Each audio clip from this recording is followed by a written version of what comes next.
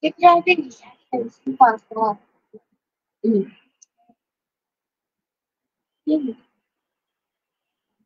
বইপ্রেমী, আজকে আমাদের লাইভে আসতে একটু দেরি হলো। একটু যান্ত্রিক ত্রুটির মধ্যে ছিলাম। আপনারা জানেন আমরা শুরু করেছি বইয়ের গল্প আড্ডা নামে একটি ধারাবাহিক ফেসবুক লাইভ, এবং আমরা এই লাইভে বাংলাদেশ এবং বিশ্ব প্রকাশনার আমাদের যে সমস্ত বন্ধু স্থানীয় আমাদের বিভিন্ন লেখক, প্রকাশক, পাঠক এবং যারা বইপ্রেমী আছেন তাদের সঙ্গে বিভিন্ন বই সংশ্লিষ্ট বিভিন্ন বিষয়ে আলাপ আড্ডা দিব। এবং এই আলাপের মাধ্যমে, আড্ডার মাধ্যমে আমরা পৃথিবীর যে বই প্রকাশের যে সংস্কৃতি এবং বাংলা ভাষা, বাংলাদেশ, কলকাতা সহ বিশ্বের বিভিন্ন দেশে যেভাবে বই পাবলিশ হয় এবং বই প্রকাশের বিভিন্ন যেই ধরনের আমাদের নিয়মাবলী আছে, বই প্রকাশের যে সমস্ত নানান যে দিক নির্দেশনামূলক যে সমস্ত কথাবার্তা যারা বলেন, যারা প্রকাশনা সংশ্লিষ্ট আমাদের ব্যক্তিগত, তারা আমাদের সঙ্গে এই আড্ডায় যুক্ত হবেন। আপনারা জানেন আজকে আমাদের এই আড্ডায় যুক্ত হয়েছেন হবেন আমাদের কলকাতার দুজন প্রকাশক বন্ধু। একজন প্রকাশককে অনেকেই চেনেন, আমাদের বাংলাদেশের বিভিন্ন অনুষ্ঠান কিংবা আমরা ভাষাচিত্রে বিভিন্ন ফেসবুক বা বিভিন্ন আয়োজনে আমাদের সবসময় সঙ্গী, আমাদের পরিচিত মুখ মারুফ হোসেন, প্রকাশক অভিযান অভিযান পাবলিশার্স। আমাদের মারুফ হোসেন প্রকাশক অভিযান পাবলিশার্স, এবং তার একটি প্রকাশক তার একটি বুকশপ আছে। সেই বুকশপ হচ্ছে অভিযান বুক ক্যাফে, আপনারা অনেকে জানেন কলকাতার। সম্প্রতি কলকাতায় আরেকটি নতুন সংগঠন হয়েছে, আমি জানি না ঠিক সংগঠনটি নতুন নাকি কবে হয়েছে, সেটা আমাদের বন্ধু মারুফই বলবে। মারুফকে দেখা যাচ্ছে। মারুফ, শুভ স্বাগত সন্ধ্যা। আমাদের শুভ সন্ধ্যা। ভাষাচিত্র রিডিং ইনিশিয়েটিভ আয়োজিত আজকের এই আড্ডায়। মারুফকে স্বাগত জানাচ্ছি। শুভ আমাদের সঙ্গে সন্ধ্যা আরো সবাইকে। একজন আমাদের সঙ্গে আরো একজন অতিথি যুক্ত হয়েছেন, অভিষেক ঘোষ, কথোপকথন প্রোডাকশনস কলকাতার, এবং উনিও একই সঙ্গে Kolkata creative publishers welfare association নামে যে সংগঠনের কথা বললাম, মারুফ যেটির সভাপতি। আমাদের অভিষেক দা হচ্ছে সেই সংগঠনের সম্পাদক। আমরা অভিষেক দাকেও আমাদের মঞ্চে নিয়ে আসছি। অভিষেক দাকে দেখা যাচ্ছে। দাদা কেমন আছেন? অভিষেক দা কেমন আছেন? বাংলাদেশের সকলকে এবং কলকাতার সকলকে, সারা বিশ্বের বাঙালিদের আমাদের পক্ষ থেকে শুভ সন্ধ্যা। একই সঙ্গে শুভ বিজয়া সকলেই। ভালো থাকবেন সবাই। আমরা অসংখ্য ধন্যবাদ। আমরা আজকের আড্ডায় মূলত আমরা একটি টাইটেল লিখেছিলাম। টাইটেলের প্রণেতা যদিও আমাদের মারুফ হোসেন, কলকাতা ক্রিয়েটিভ তরুণ প্রকাশকদের সংগঠন ও স্বপ্ন। তার মানে আমরা যদিও সংগঠন এবং সংগঠনটাকে আলোচনা রেখেছি, কিন্তু শুধু সংগঠনে আমরা সীমাবদ্ধ থাকবো না। আমরা মূলত বাংলাদেশের যারা পাঠক আছেন, বাংলাদেশের যারা লেখক আছেন, বিশেষ করে ভাষাচিত্র যেখানেই থাকবে সেখানে নতুন লেখকদের প্রসঙ্গ আসবে, এটা একেবারেই স্বাভাবিক ব্যাপার। কারণ আমরা যেহেতু নতুন লেখকদেরকেই সবসময় গুরুত্ব দিয়ে থাকি। আমরা মারুফ দা এবং অভিষেক দার কাছ থেকে অবশ্যই কলকাতার যে লেখালেখির ধরন, প্রকাশক এবং কলকাতার লিটারেচার, সাহিত্য চর্চা সব বিষয়ে আলোচনা করব। তো আমাদের যে শুরুর যে বিষয়টা, অর্থাৎ কলকাতা ক্রিয়েটিভ এবং মারুফ এবং অভিষেক দা যে সংগঠনটি করেছ, সেই সংগঠনটি সম্পর্কে জানতে চাই। Kolkata creative publishers welfare association. বাংলাদেশে আমরাও সাংগঠনিকভাবে পাবলিশার্স অ্যাসোসিয়েশনের সঙ্গে যুক্ত, কিন্তু এই সংগঠনটি থেকে ওয়েলফেয়ার শব্দটি প্রতি আমার একটু জানার আগ্রহ। এই ওয়েলফেয়ার কেন? এটা কি বাণিজ্যিক সংগঠন না? অভিষেক বলো নাকি? আচ্ছা, আসলে এটা একটা অবাণিজ্যিক সংগঠন, প্রকাশকদের সংগঠন, এবং এটা গভর্নমেন্টের নিয়ম অনুযায়ী এর পরে বা মানে মাঝখানে ওই ওয়েলফেয়ার শব্দটা আমাদের রাখতে হয়েছে, ওয়েলফেয়ার সোসাইটি। এটা গভর্নমেন্টের রুল অনুযায়ী, মানে রেজিস্ট্রেশনের রুল অনুযায়ী এটা রাখা। মানে বেসিক্যালি এটা হচ্ছে ক্রিয়েটিভ সৃজনশীল কিছু প্রকাশকদের একটা ক্লাব বলা যেতে পারে, একটা দল বলা যেতে পারে। অবাণিজ্যিক অবশ্যই, বাণিজ্য তাদের প্রকাশনাটি, কিন্তু সংগঠনটি অবাণিজ্যিক। আচ্ছা, আমি একটু জানতে চাই, এই যে সংগঠনটি কলকাতা ক্রিয়েটিভ ওয়েলফেয়ার অ্যাসোসিয়েশন, এইটি মানে শুরুটা কবে হয়েছিল? বেসিক্যালি যে কোনো সংগঠনের শুরুরও একটা শুরু থাকে। তো আমরা এটি প্রায় গত 5-7 বছর আগে থেকেই শুরু করার একটা চেষ্টা করেছিলাম। এমনকি আমি, অভিষেক, আরো কয়েকজন আমরা একটি উত্তর কলকাতা বইমেলা করব একটা জায়গাতে কলকাতারই, কিন্তু সেটা আমরা করতে পারিনি নানা কারণে। তো তারপরে আমরা অবশেষে গত বছর 2-3 ধরে এই সংগঠনের কাজকর্ম করতে পারছি। আমরা ভাবনা চিন্তাগুলো শুরু করেছিলাম হয়তো 5-6 বছর আগে থেকে, কিন্তু কাজ শুরু করেছি বছর 2-3, এবং সে আচ্ছা, অর্থে বললে, এর আরো মধ্যে ভালোভাবে বললে, এবছর থেকে আমরা অনেক বেশি কাজ করতে পারছি। আচ্ছা, যেহেতু এখন আমাদের উন্মুক্ত গ্লোবালাইজেশন, আমরা কিন্তু ফেসবুকে যারা বন্ধু আছে আমরা মোটামুটি সবাই সবার টুকটাক খবরাখবর রাখি। আমরা কিন্তু একেবারেই সম্প্রতি আমার চোখে অন্তত পড়েছে যে তোমাদের এই সংগঠনের মাধ্যমে 2টি খুব সম্ভবত বইমেলার আমরা খবর পেয়েছি। 2টি কি বইমেলা হয়েছে মানে রিসেন্ট এবছর বা তার আগের বছর মিলে? হ্যাঁ, এখনো পর্যন্ত আমরা 2টো বইমেলা করেছি। অভিষেক বলো। হ্যাঁ, আমরা এখনো পর্যন্ত সেই অর্থে বড় মাপের 2টি বইমেলা করেছি। প্রথম উত্তর কলকাতা বইমেলা। কলকাতা আন্তর্জাতিক বইমেলা সম্পর্কে আমরা সকলেই অবহিত, কিন্তু উত্তর কলকাতার যে একটা বহু পুরনো আকর্ষণ আছে বা বনেদিয়ানা আভিজাত্য সকল কিছুই রয়েছে, আমরা এই জন্য বেছে নিয়েছিলাম প্রায় 170 বছরের পুরনো শ্যামবাজার এভি স্কুলের মাঠ টিকে একেবারে উত্তর কলকাতার প্রাণকেন্দ্রে অবস্থিত। তো সেখানে আমরা করি, এবং সত্যি কথা বলতে উত্তর কলকাতায় এই প্রথম এ ধরনের আয়োজন, এবং তাতে যেভাবে আমরা পাঠকের সাড়া পেয়েছি বা স্থানীয় মানুষদের, এবং আমাদের বহু গুণীজন সেখানে এসে উপস্থিত হন। অধ্যাপক পবিত্র সরকার উদ্বোধন করেন, সঙ্গে প্রচেতদা ছিলেন, প্রচেত গুপ্ত এবং ত্রিদীপ কুমার চট্টোপাধ্যায়, জয়ন্ত ঘোষাল অনেকেই ছিলেন। তো যেভাবে আমরা এই বইমেলা শুরু করতে পারি এবং অধ্যাপক অভ্র ঘোষকে আমরা সম্বর্ধিত করি সেই বইমেলায়, তো তার যে পাঠকদের মনে যেভাবে দাগ কেটেছে, এবং তারা যেভাবে এই 6টা দিন, আমাদের 10ই জুন থেকে শুরু হয়েছিল বইমেলাটি 15ই জুন অব্দি, তো এই 6 দিন যেভাবে তারা আমাদের মধ্যে এসে উপস্থিত হন এবং যে পরিমাণ বিক্রি প্রথমবারের আয়োজনে, সব দিক থেকেই বলা যেতে পারে যে উত্তর কলকাতা বইমেলা। এবং ঠিক তারপরেই আগস্ট মাসে আমরা ভারতবর্ষ স্বাধীনতার সময়টাকে স্মরণে রেখে প্রথম আবাসনে বইমেলা করি। আবাসনে বইমেলা আগেও অনেক হয়তো হয়েছে, কিন্তু নরেন্দ্রপুরে, দক্ষিণ 24 পরগনার নরেন্দ্রপুরে, রামকৃষ্ণ মিশনের কাছেই সুগম পার্ক আমাদের এই সুযোগটা করে দেয়। এবং এক্ষেত্রে আমাদের বেশ কিছু মানুষের কথা বলতেই হয়, যাদের সম্পূর্ণ সহযোগিতায় আমরা নরেন্দ্রপুর সুগম পার্কে প্রথম আবাসনে বইমেলা করি। মনিতা চৌধুরী ওখানকার সম্পাদক এবং রিনাউন্ড জার্নালিস্ট, তাছাড়াও সঞ্জয় ভদ্র জি 24 ঘন্টার সিনিয়র এডিটর, উনিও ছিলেন, চন্দ্রনাথ চট্টোপাধ্যায় যার ডাকে আমরা মূলত।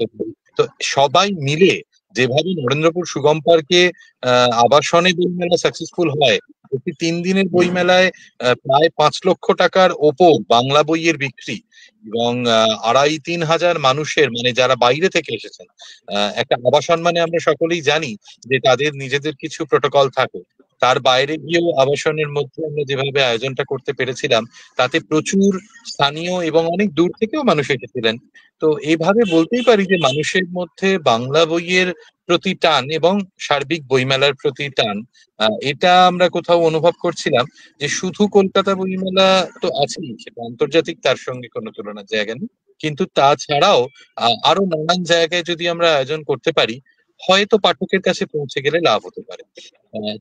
এইভাবেই চেষ্টা করা, এই আর কি। যে পৃথিবীব্যাপী আমরা বললাম কিছুক্ষণ আগে, আমরা ফেসবুকের মাধ্যমে যারা টুকটাক খোঁজ খবর রাখি তারা কিন্তু আপনারা হয়তো জানেন, সেটা হচ্ছে যে আহ, আমাদের ফেসবুকে একটি গ্রুপ আছে, পাবলিশারদের গ্রুপ, পাবলিশার্স উইদাউট বর্ডার্স, এবং একেবারে আইপিএ অর্থাৎ আন্তর্জাতিক আমাদের যে publishers association, international publishers association IPA, সেই আইপিএ এর চাইতেও খুবই সচল গ্রুপ হচ্ছে আমাদের এই পাবলিশার্স উইদাউট বর্ডার্স। সেখানে পৃথিবীর সকল দেশের প্রকাশকরা আছেন সেই গ্রুপটিতে। এবং সেই গ্রুপে আমরা যখন চোখ রাখি তখন কিন্তু আমরা দেখি যে সারা বছর পৃথিবীর কোনো না কোনো রাষ্ট্রে কোনো না কোনো ভাবে বিভিন্ন রকম বইমেলা এবং বই নিয়ে বিভিন্ন ইভেন্ট আয়োজিত হচ্ছে। বাংলাদেশের যে আমাদের বিভিন্ন বইমেলা কিংবা আমাদের সমিতির বিভিন্ন কর্মকাণ্ড, আমি অনেকদিন যাবৎ বাংলাদেশের সমিতির সঙ্গে জড়িত, এবং আমরা কিন্তু অনেক সময় স্বপ্ন দেখেছিলাম যে আমরা বিভিন্ন পরিকল্পনা করেছি যে আমরা আবাসন বইমেলা করব। আবাসন বইমেলা বলতে যে আমরা কোথাও হয়তো বিশাল একটি ফ্ল্যাট আছে, অনেকগুলি ফ্ল্যাট, সেখানে অসংখ্য আমাদের রিডার্স শ্রেণী আছে। মানে প্রকাশকের কাজ তো আসলে বই নিয়ে পাঠকের কাছে মানে পৌঁছানো, এবং প্রকাশকরা যেহেতু শুধু বইয়ের বিক্রেতা নয়, বইয়ের উৎপাদক নয়, প্রকাশক হচ্ছে রিডিং সোসাইটি গঠনের অন্যতম একটি প্রধান সহায়ক শক্তি। সেই জায়গায় আমরা অসংখ্যবার প্ল্যান করে কিন্তু আমরা কোনো কাজই অনেক কাজই করতে পারিনি, কিছু কিছু কাজ হয়তো আমরা করতে পেরেছি। তো এই যে তোমাদের আয়োজনে এই ফ্ল্যাট বই, বিশেষ করে আবাসন বইমেলাটা, অন্যান্য উত্তর কলকাতায় যে বইমেলাটার কথা বলেছো সেখানে আমরা দেখেছি যে আসলে এই বইমেলাগুলি খুব জমজমাট হয় কলকাতার, এবং কলকাতার মানুষদের বিশেষ করে রিডারদের প্রতি আমাদের সবসময় একটা স্যালুট থাকে, কারণ আমরা আমরা বলেই থাকি যে কলকাতা একটা রিডার শ্রেণী আছে। আমি মারুফের কাছে জানতে চাচ্ছি, এই আবাসন বইমেলাটায় তোমাদের সাকসেসটা তো আমাদের বললো, ভবিষ্যতেও কি এরকম প্ল্যান আছে যে আরো সমগ্র কলকাতা কিংবা ইন্ডিয়ার বিভিন্ন জায়গায় কি তোমরা ছড়িয়ে পড়ার কোনো প্ল্যান আছে? হ্যাঁ, প্ল্যান তো অবশ্যই আছে, আমাদের অনেকগুলোই স্বপ্ন আছে। এবং সব থেকে যেটা, এটা এটা নিশ্চয়ই তোমরাও ফেস করো, যে 21শে বইমেলার পরে বাকি যে 11টা মাস, সেই 11টা মাস পাঠকের থেকে প্রকাশকদের বা বইয়ের যারা পুস্তক ব্যবসায়ী, তাদের একটা কোথাও যেন দূরত্ব তৈরি হয়। তো সেই দূরত্বটা কিছুটা কমানোর জন্যই বেসিক্যালি আমরা এগুলো কিছুটা অক্সিজেন, মানে একেবারে ট্রেডের ভাষায় বলছি যে অক্সিজেনে আমরা এই ভাবনাগুলো ভেবেছিলাম। মানে আমাদের এখানে প্রতি বছর ডিসেম্বর, জানুয়ারি এবং ফেব্রুয়ারির কিছুটা সময়, এটা হচ্ছে মোটামুটি বইমেলার মাস। এই সময় আমাদের রাজ্যের বিভিন্ন অঞ্চলে বইমেলাগুলো হয়ে থাকে। কিন্তু বাকি সময়, মানে ফেব্রুয়ারির শেষের দিক থেকে মার্চ মাস, April, May, June, July, August, September, October, November, মানে সে অর্থে কোনো মেলা হয় না। তো এইটার জন্যই আমরা চেয়েছিলাম যে এই অফ সিজনটাতে আমরা যাতে পাঠকের বাড়ির কাছাকাছি পৌঁছতে পারি, এবং যেখানে এখন 10 মিনিটের মধ্যে ঘোষণা দিয়ে বিভিন্ন অ্যাপে অন্যান্য প্রোডাক্ট সব পৌঁছে যাচ্ছে, যে মানুষ যদি এখন যে কোনো চাল, ডাল, তেল, নুন ইত্যাদি ইত্যাদি নিত্য প্রয়োজনীয় জিনিস তার রাত্রি 12টার সময়ও যদি প্রয়োজন পড়ে, সে অ্যাপে বললে 10-15 মিনিটের মধ্যে তার বাড়িতে পৌঁছে যাচ্ছে। তাহলে আমরা শুধুমাত্র কলেজ স্ট্রিটের গণ্ডির মধ্যে একটা নির্দিষ্ট সময়ের মধ্যে থাকবো কেন? তার বাইরেও আমরা চাইছিলাম যে পাঠকের বাড়ির কাছে পৌঁছতে, পাঠকের সঙ্গে সরাসরি একটা সম্পর্ক স্থাপন করতে। বেসিক্যালি সেই ভাবনা থেকেই এই মেলাগুলো করা, এবং আমাদের ইচ্ছে আছে যে রাজ্যের বিভিন্ন প্রান্তে এই অফ সিজন সময়টাতে আমরা আরো কিছু মেলা করব। এটা আমাদের অবশ্যই স্বপ্ন আছে। আচ্ছা, আমার কাছে সবচেয়ে ব্যক্তিগত ভাবে, যেহেতু সারা বছর বই নিয়ে নাড়াচাড়া করার চেষ্টা করি, কথোপকথন, সম্পর্ক, আলাপে আড্ডা, সবসময় বই থাকা, যে আমাদের সঙ্গে বই থাকে, যেটি হচ্ছে যে বাংলাদেশ কিংবা দেশের বাইরে আমরা অন্যান্য দেশেও দেখেছি, আমাদের লন্ডন, আমেরিকায় বিভিন্ন বইমেলা আয়োজনের সঙ্গে জড়িত, বা কোনো না কোনো ভাবে অনেকের সঙ্গে আমাদের বন্ধুরা অনেক সময় অংশগ্রহণ করে, আমরা অংশগ্রহণ করেছি, সরাসরি না করলেও অনলাইনে অংশগ্রহণ করেছি। সেটা হচ্ছে আমরা কাগজের সংগঠন বলে একটা সংগঠনের কথা বলি, সেটা আমাদের চারপাশেই বলি, অর্থাৎ আহ আমাদের অনেক সংগঠন আছে পরিচিত, সংগঠন হয়ে যায়, হুটহাট সংগঠন হয়ে যায়। আমাদের কিছু বন্ধু বান্ধব মিলে হয়তো সংগঠন করে ফেলে, আমাদের কিছু অগ্রজ মিলে হয়তো সংগঠন করে ফেলে, দেশে কিংবা দেশের বাইরে। কিন্তু এই যে তোমাদের এই সংগঠনটা, আমার মনে হচ্ছে খুব অল্প সময় সংগঠন, তার মধ্যে তোমাদের এই যে বইমেলা, বইমেলার বাইরে অন্যান্য যে প্ল্যানিং, একেবারে রিসেন্টলি কলকাতায় আমরা দেখেছি যে একটি খুবই দুর্বিষহ অবস্থা হয়েছে, বৃষ্টিতে পুরো কলেজ সয়লাব হয়ে গেছে, এবং সেখানে অসংখ্য পাবলিশার, অসংখ্য পাবলিশার, বুক সেলার কিংবা আমাদের প্রেস দেখেছি বাদাইখানা, সেখানে অনেকের অনেক ক্ষতি হয়েছে। তখন আমরা দেখলাম যে ফেসবুকে তোমাদের উদ্যোগে একটি এই যারা প্রকাশনা সংশ্লিষ্ট যে মানুষজন, তাদেরকে সহযোগিতার জন্য তোমরা একটি উদ্যোগ হাতে নিয়েছো, এবং আমরা দেখেছি যে সেখানে প্রায় 4 লাখ রুপির বেশি, প্রায় 5 লক্ষ রুপির মতো তোমরা সেটা একটি ফান্ড ক্রিয়েট করে অনেককে সহযোগিতা করেছো। অর্থাৎ এখানে আমি বললাম, এই যে আমাদের কাগজের সংগঠনের বাইরে আমরা যেটার সঙ্গে একেবারেই পরিচিত, আমি আমি জানি না তোমরা পরিচিত কিনা, কলকাতায় আমরা আরো সংগঠনের নাম শুনেছি, অনেকে হয়তো কাজ করতে, তোমাদের চেয়ে অনেক বড় সংগঠনও আছে। ঠিক এই যে এই মানবিক উদ্যোগ, এই মানবিক উদ্যোগটা আমার কাছে মনে হচ্ছে এটা একটা বিশাল উদ্যোগ। সেই উদ্যোগ আমরা আমাদের করোনা পরবর্তী সময়ে বাংলাদেশে আমরা বিভিন্ন সময় চেষ্টাও করেছিলাম, কিন্তু অনেকের সঙ্গে পরামর্শ, অনেকেই হয়তো চেয়েছিল কিন্তু অনেকেই ব্যর্থ হয়েছে। কিন্তু তোমাদের, আমার মনে হয়েছে যে তোমাদের এটা একটা অনেক বড় সফলতা। এইটা সম্পর্কে জানতে চাই, এই মানবিক উদ্যোগটা সম্পর্কে। অভিষেক, বলো। হ্যাঁ, আসলে এই ভাবনাটা আচমকাই যেহেতু ঘটনাটা ঘটে, খুব সম্ভবত সেপ্টেম্বরের 23 23 তারিখ তারিখ ঘটনাটা ঘটে। তো আমি তখন বইমেলা সূত্রেই নয়াদিল্লিতে।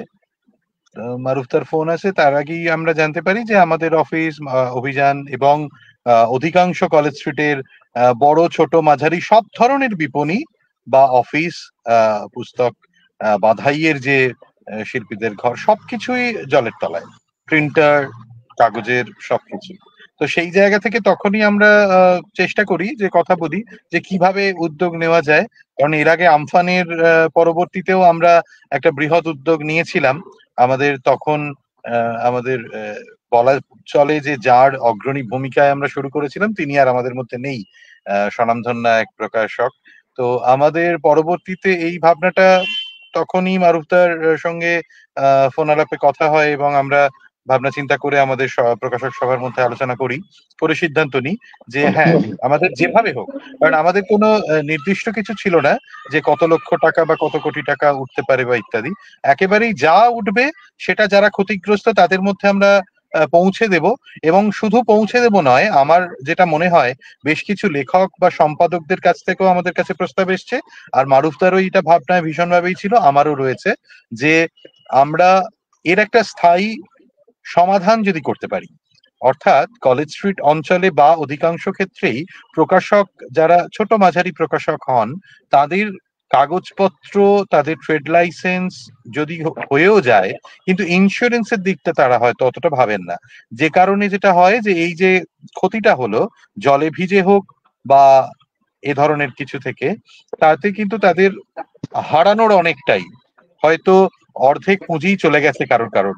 আমরা যখন সার্ভে করি, সত্যি কথা বলতে সাহায্য অনেকেই করেছেন, আমরা প্রত্যেকের কাছে যথোচিত সম্মান কৃতজ্ঞতা ব্যক্ত করছি, কিন্তু প্রকাশক সংগঠনদের কাছ থেকে সেই অর্থে শুনিনি, Kolkata creative publishers welfare association ছাড়া। তো সেখানে আমি বলবো আমরা কিছু পদ্ধতির মাধ্যমে গিয়েছি, যে কারণে আমাদের একটু সময় লেগেছে, কিন্তু আমরা চেষ্টা করেছিলাম প্রকৃত যারা ক্ষতিগ্রস্ত তাদের খুঁজে বের করার। ফেসবুক বিজ্ঞাপন বা আমরা কলেজ স্ট্রিট চত্বরে বিভিন্ন রকম ভাবে আবেদনপত্র বিলি থেকে আরম্ভ করে অনেক কিছু পাই, লেখকদের কাছ থেকে সাজেশন পাই, অনেকে সরাসরি এসে আমাদের দফতরে আবেদন করেন। সেখান থেকে আমরা কিন্তু আবেদন করলেই তাকে সাহায্য করছি এমন নয়, আমাদের মানে এখান থেকে বাছাই পদ্ধতিটা বা যাচাই পদ্ধতিটা, এমনকি মারুফদা আমি দুজনে গিয়েছি, বা আমাদের কোষাধ্যক্ষ উৎপল বল্লভ অক্ষর সংলাপের সেও গিয়েছে। আমরা এরকম ভাবে নিজেরা তদারকি করে তারপরে যাদের মনে হয়েছে যে হ্যাঁ, এদের আমাদের পাশে দাঁড়ানোটা দরকার, কারণ সত্যিই তারা ক্ষতিগ্রস্ত। এবার ক্ষতির অঙ্কের পাশে আমাদের সমর্থনের অঙ্কটা প্রায় কিছুই নয়, কিন্তু আমাদের কাছে যে অর্থ এসছে আমরা তার থেকেই প্রথম তালিকা ইতিমধ্যেই করেছি, এবার দ্বিতীয় তালিকার পথে, 27 তারিখ দ্বিতীয় তালিকা প্রকাশের পথে।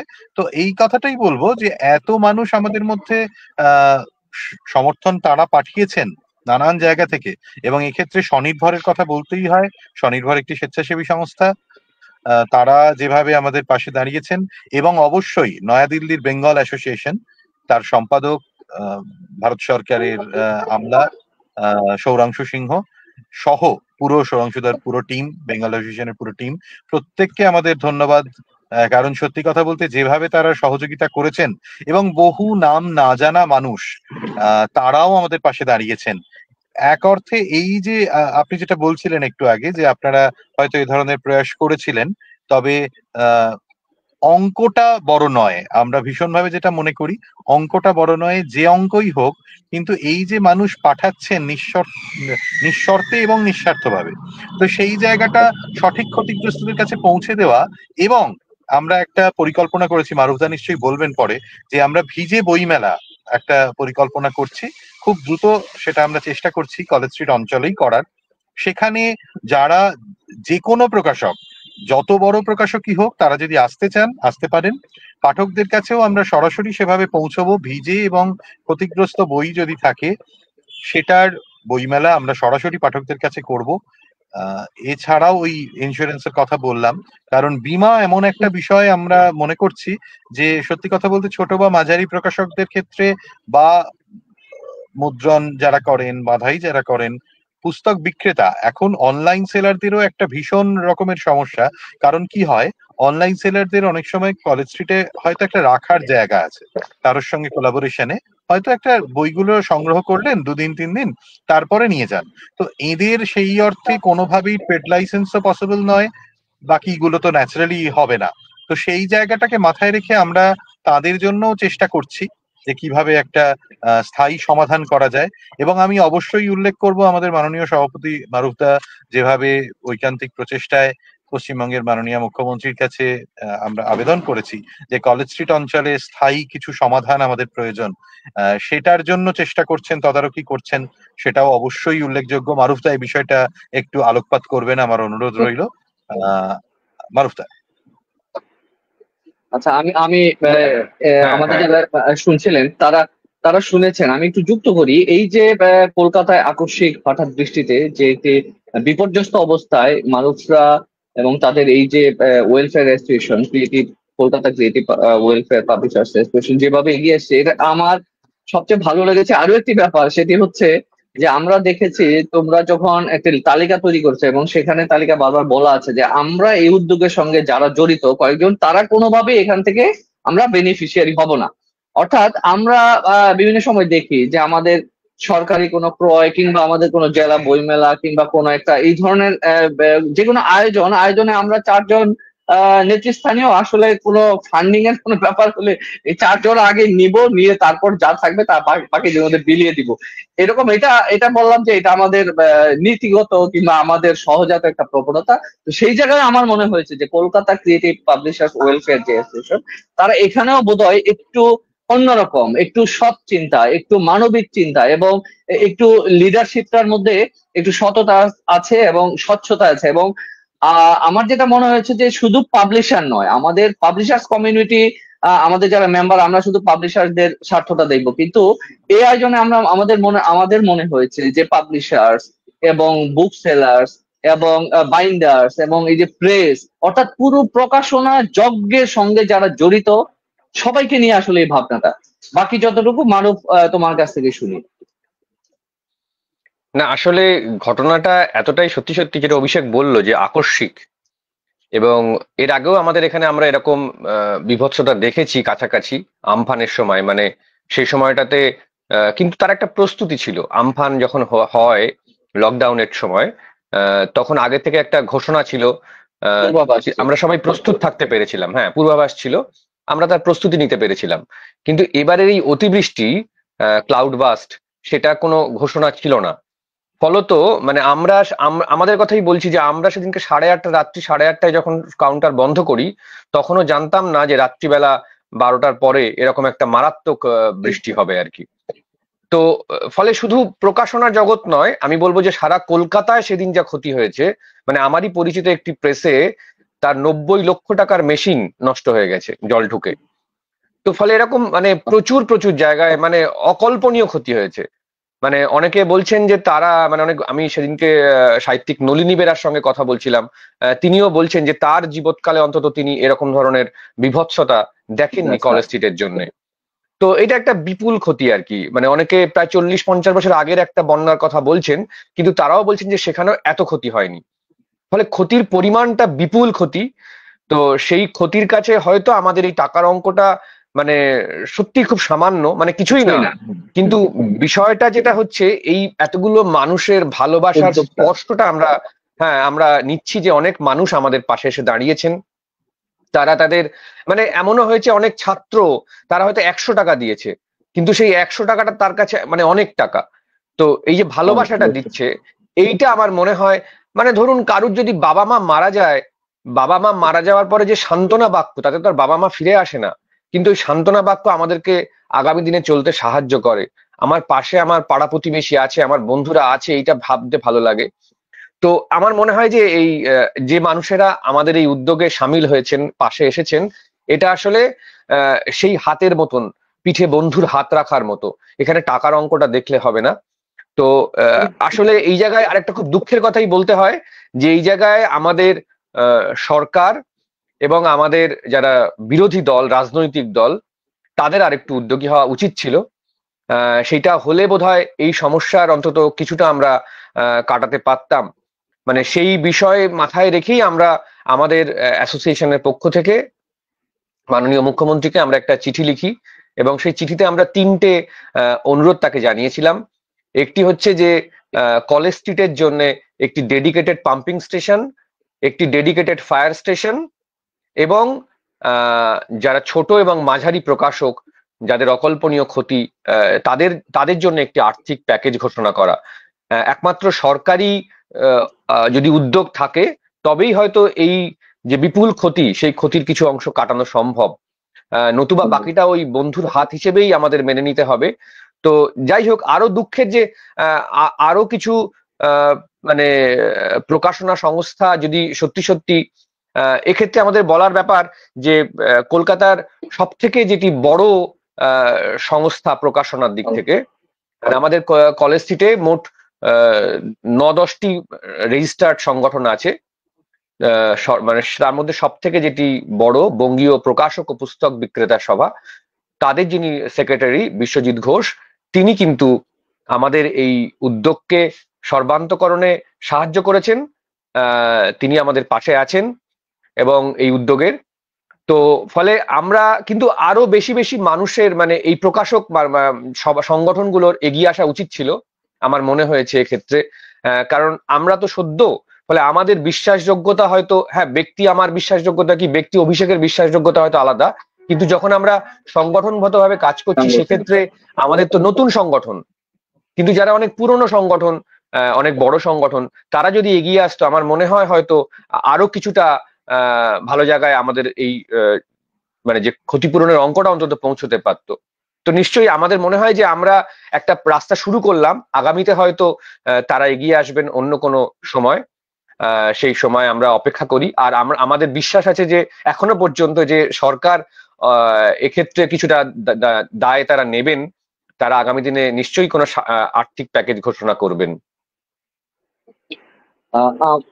মারুফের কণ্ঠে কিছুটা হতাশার সুর আমরা পেলাম। আসলে যারা সাপ্তাহিক, যারা স্বপ্ন নিয়ে কাজ করেন, তাদের মধ্যে একদিকে যেমন প্রচন্ড স্পিরিট থাকে, আবার একই সঙ্গে কিন্তু হতাশাও জন্ম নেয়। কারণটা হচ্ছে যে আমরা হয়তোবা যিনি স্বপ্ন দেখেন তার হয়তো অনেক ইচ্ছে থাকে যে হয়তো আমরা এই করতে পারবো, কিন্তু যখন সেটা হয় না কিছুটা হতাশা আছে। কিন্তু যুগে যুগে আমরা দেখেছি যে আমাদের যারা অগ্রজ আছেন, যারা বিভিন্ন পদ আঁকতে থাকেন, যারা বিভিন্ন ক্ষমতাগুলি আঁকতে থাকেন, আসলে ক্ষমতার সঙ্গে যারা লেপ্টে থাকেন তাদের কাছ থেকে তাদের মানে পক্ষে খুব বেশি মানুষের কাছে হয়তো পৌঁছানো সম্ভব হয় না। তারা কি এক অদৃশ্য কারণে, কি এক অজানা কারণে তারা আসলে একটা গণ্ডির মধ্যে আবর্তিত থাকেন। সেটাও বাংলাদেশ কিংবা কলকাতা, সেটা পৃথিবী জুড়ে আমরা দেখছি। ভালো লাগছে যে আমাদের বন্ধু স্থানীয় এবং একেবারে আমরা তরুণী বলবো, আমাদের তরুণ প্রকাশক, কলকাতার প্রকাশক বন্ধুদের এই যে মহৎ এবং মহান আয়োজন, সে আয়োজন আরো অনেক দূর বিস্তৃত হবে।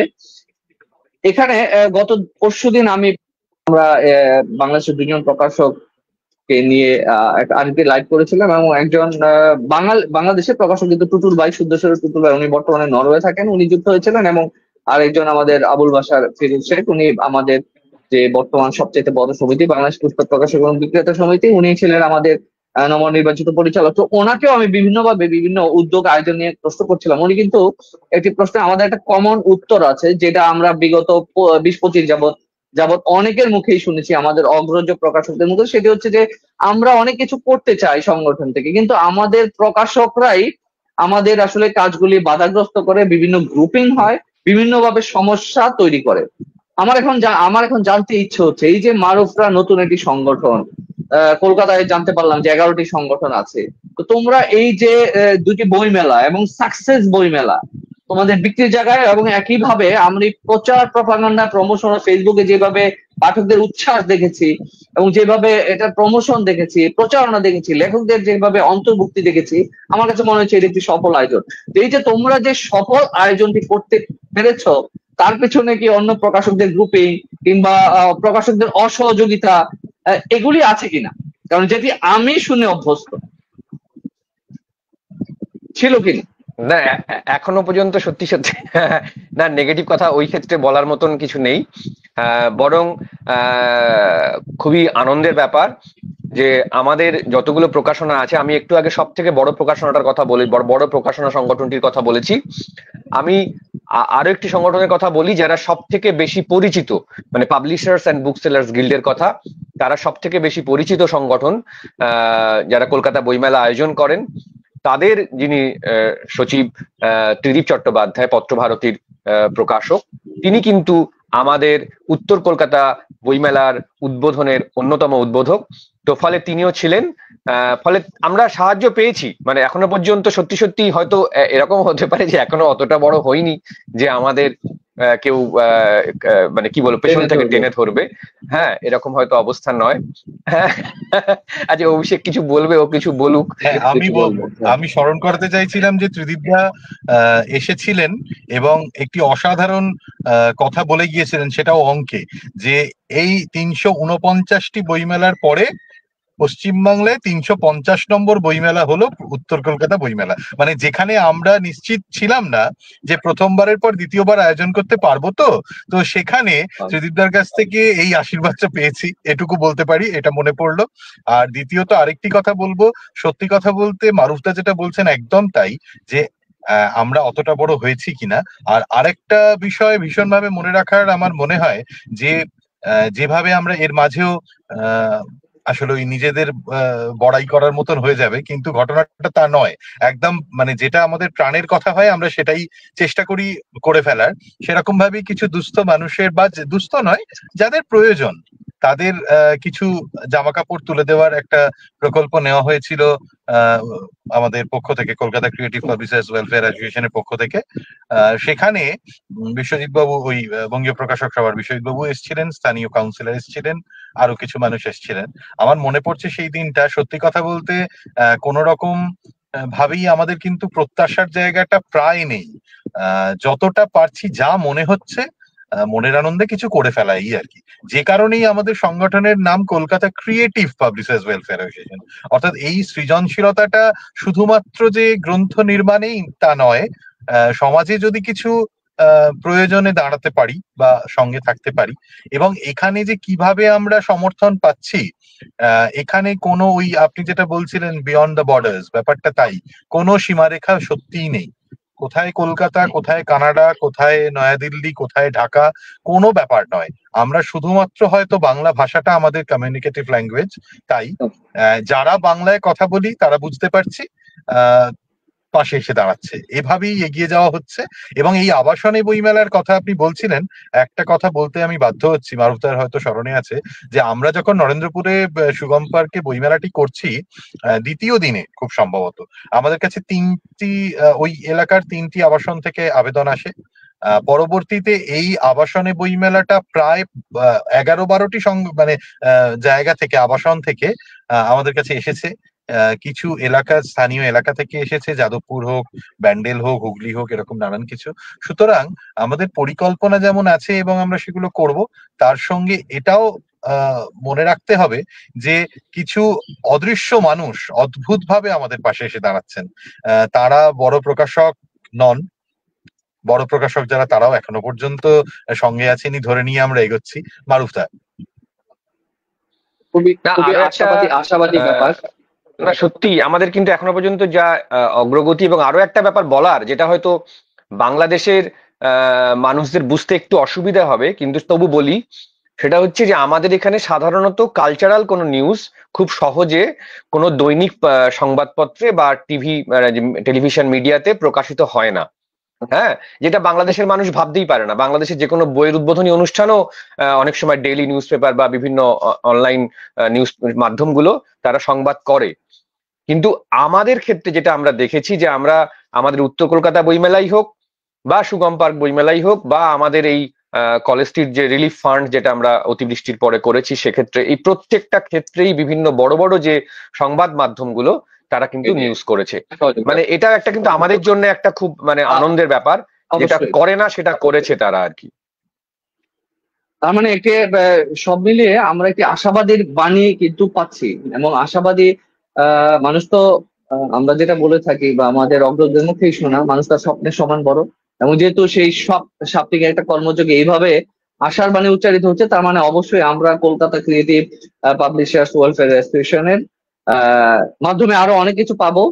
এবং সবচেয়ে ভালো লেগেছে এই যে অগ্রজদের যে সাহচর্য, অর্থাৎ আমাদের তরুণরা কাজ করবে দেশে বিদেশে বিভিন্ন জায়গায়, এবং সেখানে অগ্রজরা সহযোগিতা করবে, অগ্রজরা পরামর্শ দিবে, পাশে থাকলে আসলে তরুণদের সাহসটা অনেক বেড়ে যায়। আমাদের হয়তো লাইভ অনেকে দেখছেন, এখানে আরেকটা আমি আরেকটা আমাদের আরেকটা কথাও বলার আছে এখানে সোহেল, আরেকটা কথা বলার আছে যে হ্যাঁ আমরা কিন্তু ইতিমধ্যে আরো দুটো পরিকল্পনা করেছি।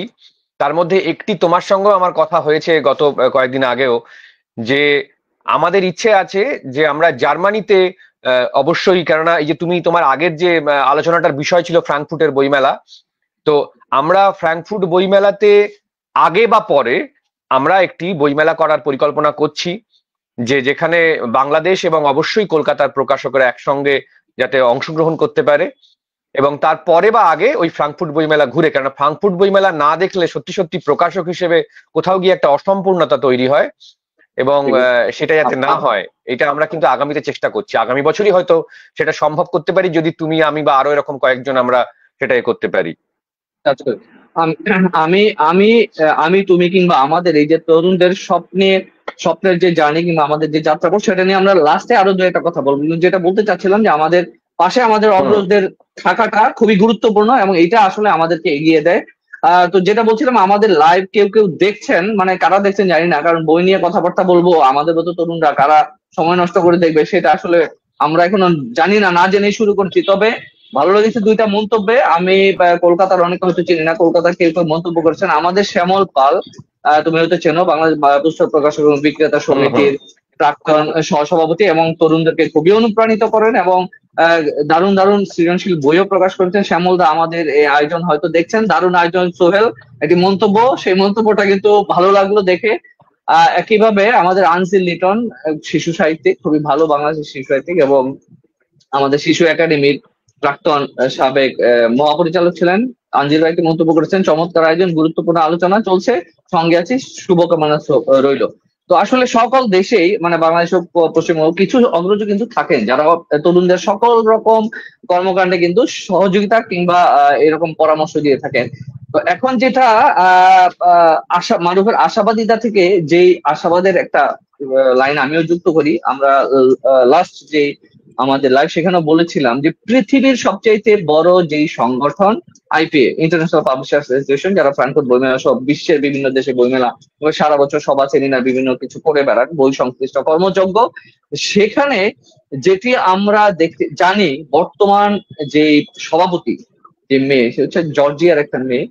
তো সে কিন্তু বয়সে আমাদের চেয়ে বেশ ছোট, এবং আমাদের যে এর আগে গত টার্মে যিনি সভাপতি ছিলেন আইপিএল, তিনিও কিন্তু আমাদের মানে বয়সে খুব বেশি না, কিন্তু এরও আগে যিনি ছিলেন, এবং বিগত 3 টার্ম, বর্তমান সহ আগের 2 টার্মে নারী নারী প্রকাশক, নারী নেতৃত্বের মধ্যে আমরা আসলে আন্তর্জাতিক ভাবে আছি। এবং এই যে পাবলিশিং সেক্টরে আমাদের, আমি যেটাকে বলতে চাচ্ছি, হাইলাইট করতে চাচ্ছি, তরুণ নেতৃত্ব আন্তর্জাতিক ভাবে প্রকাশনা জগতে কিন্তু এখন তরুণ নেতৃত্ব চলছে, আমরা পরিচালিত।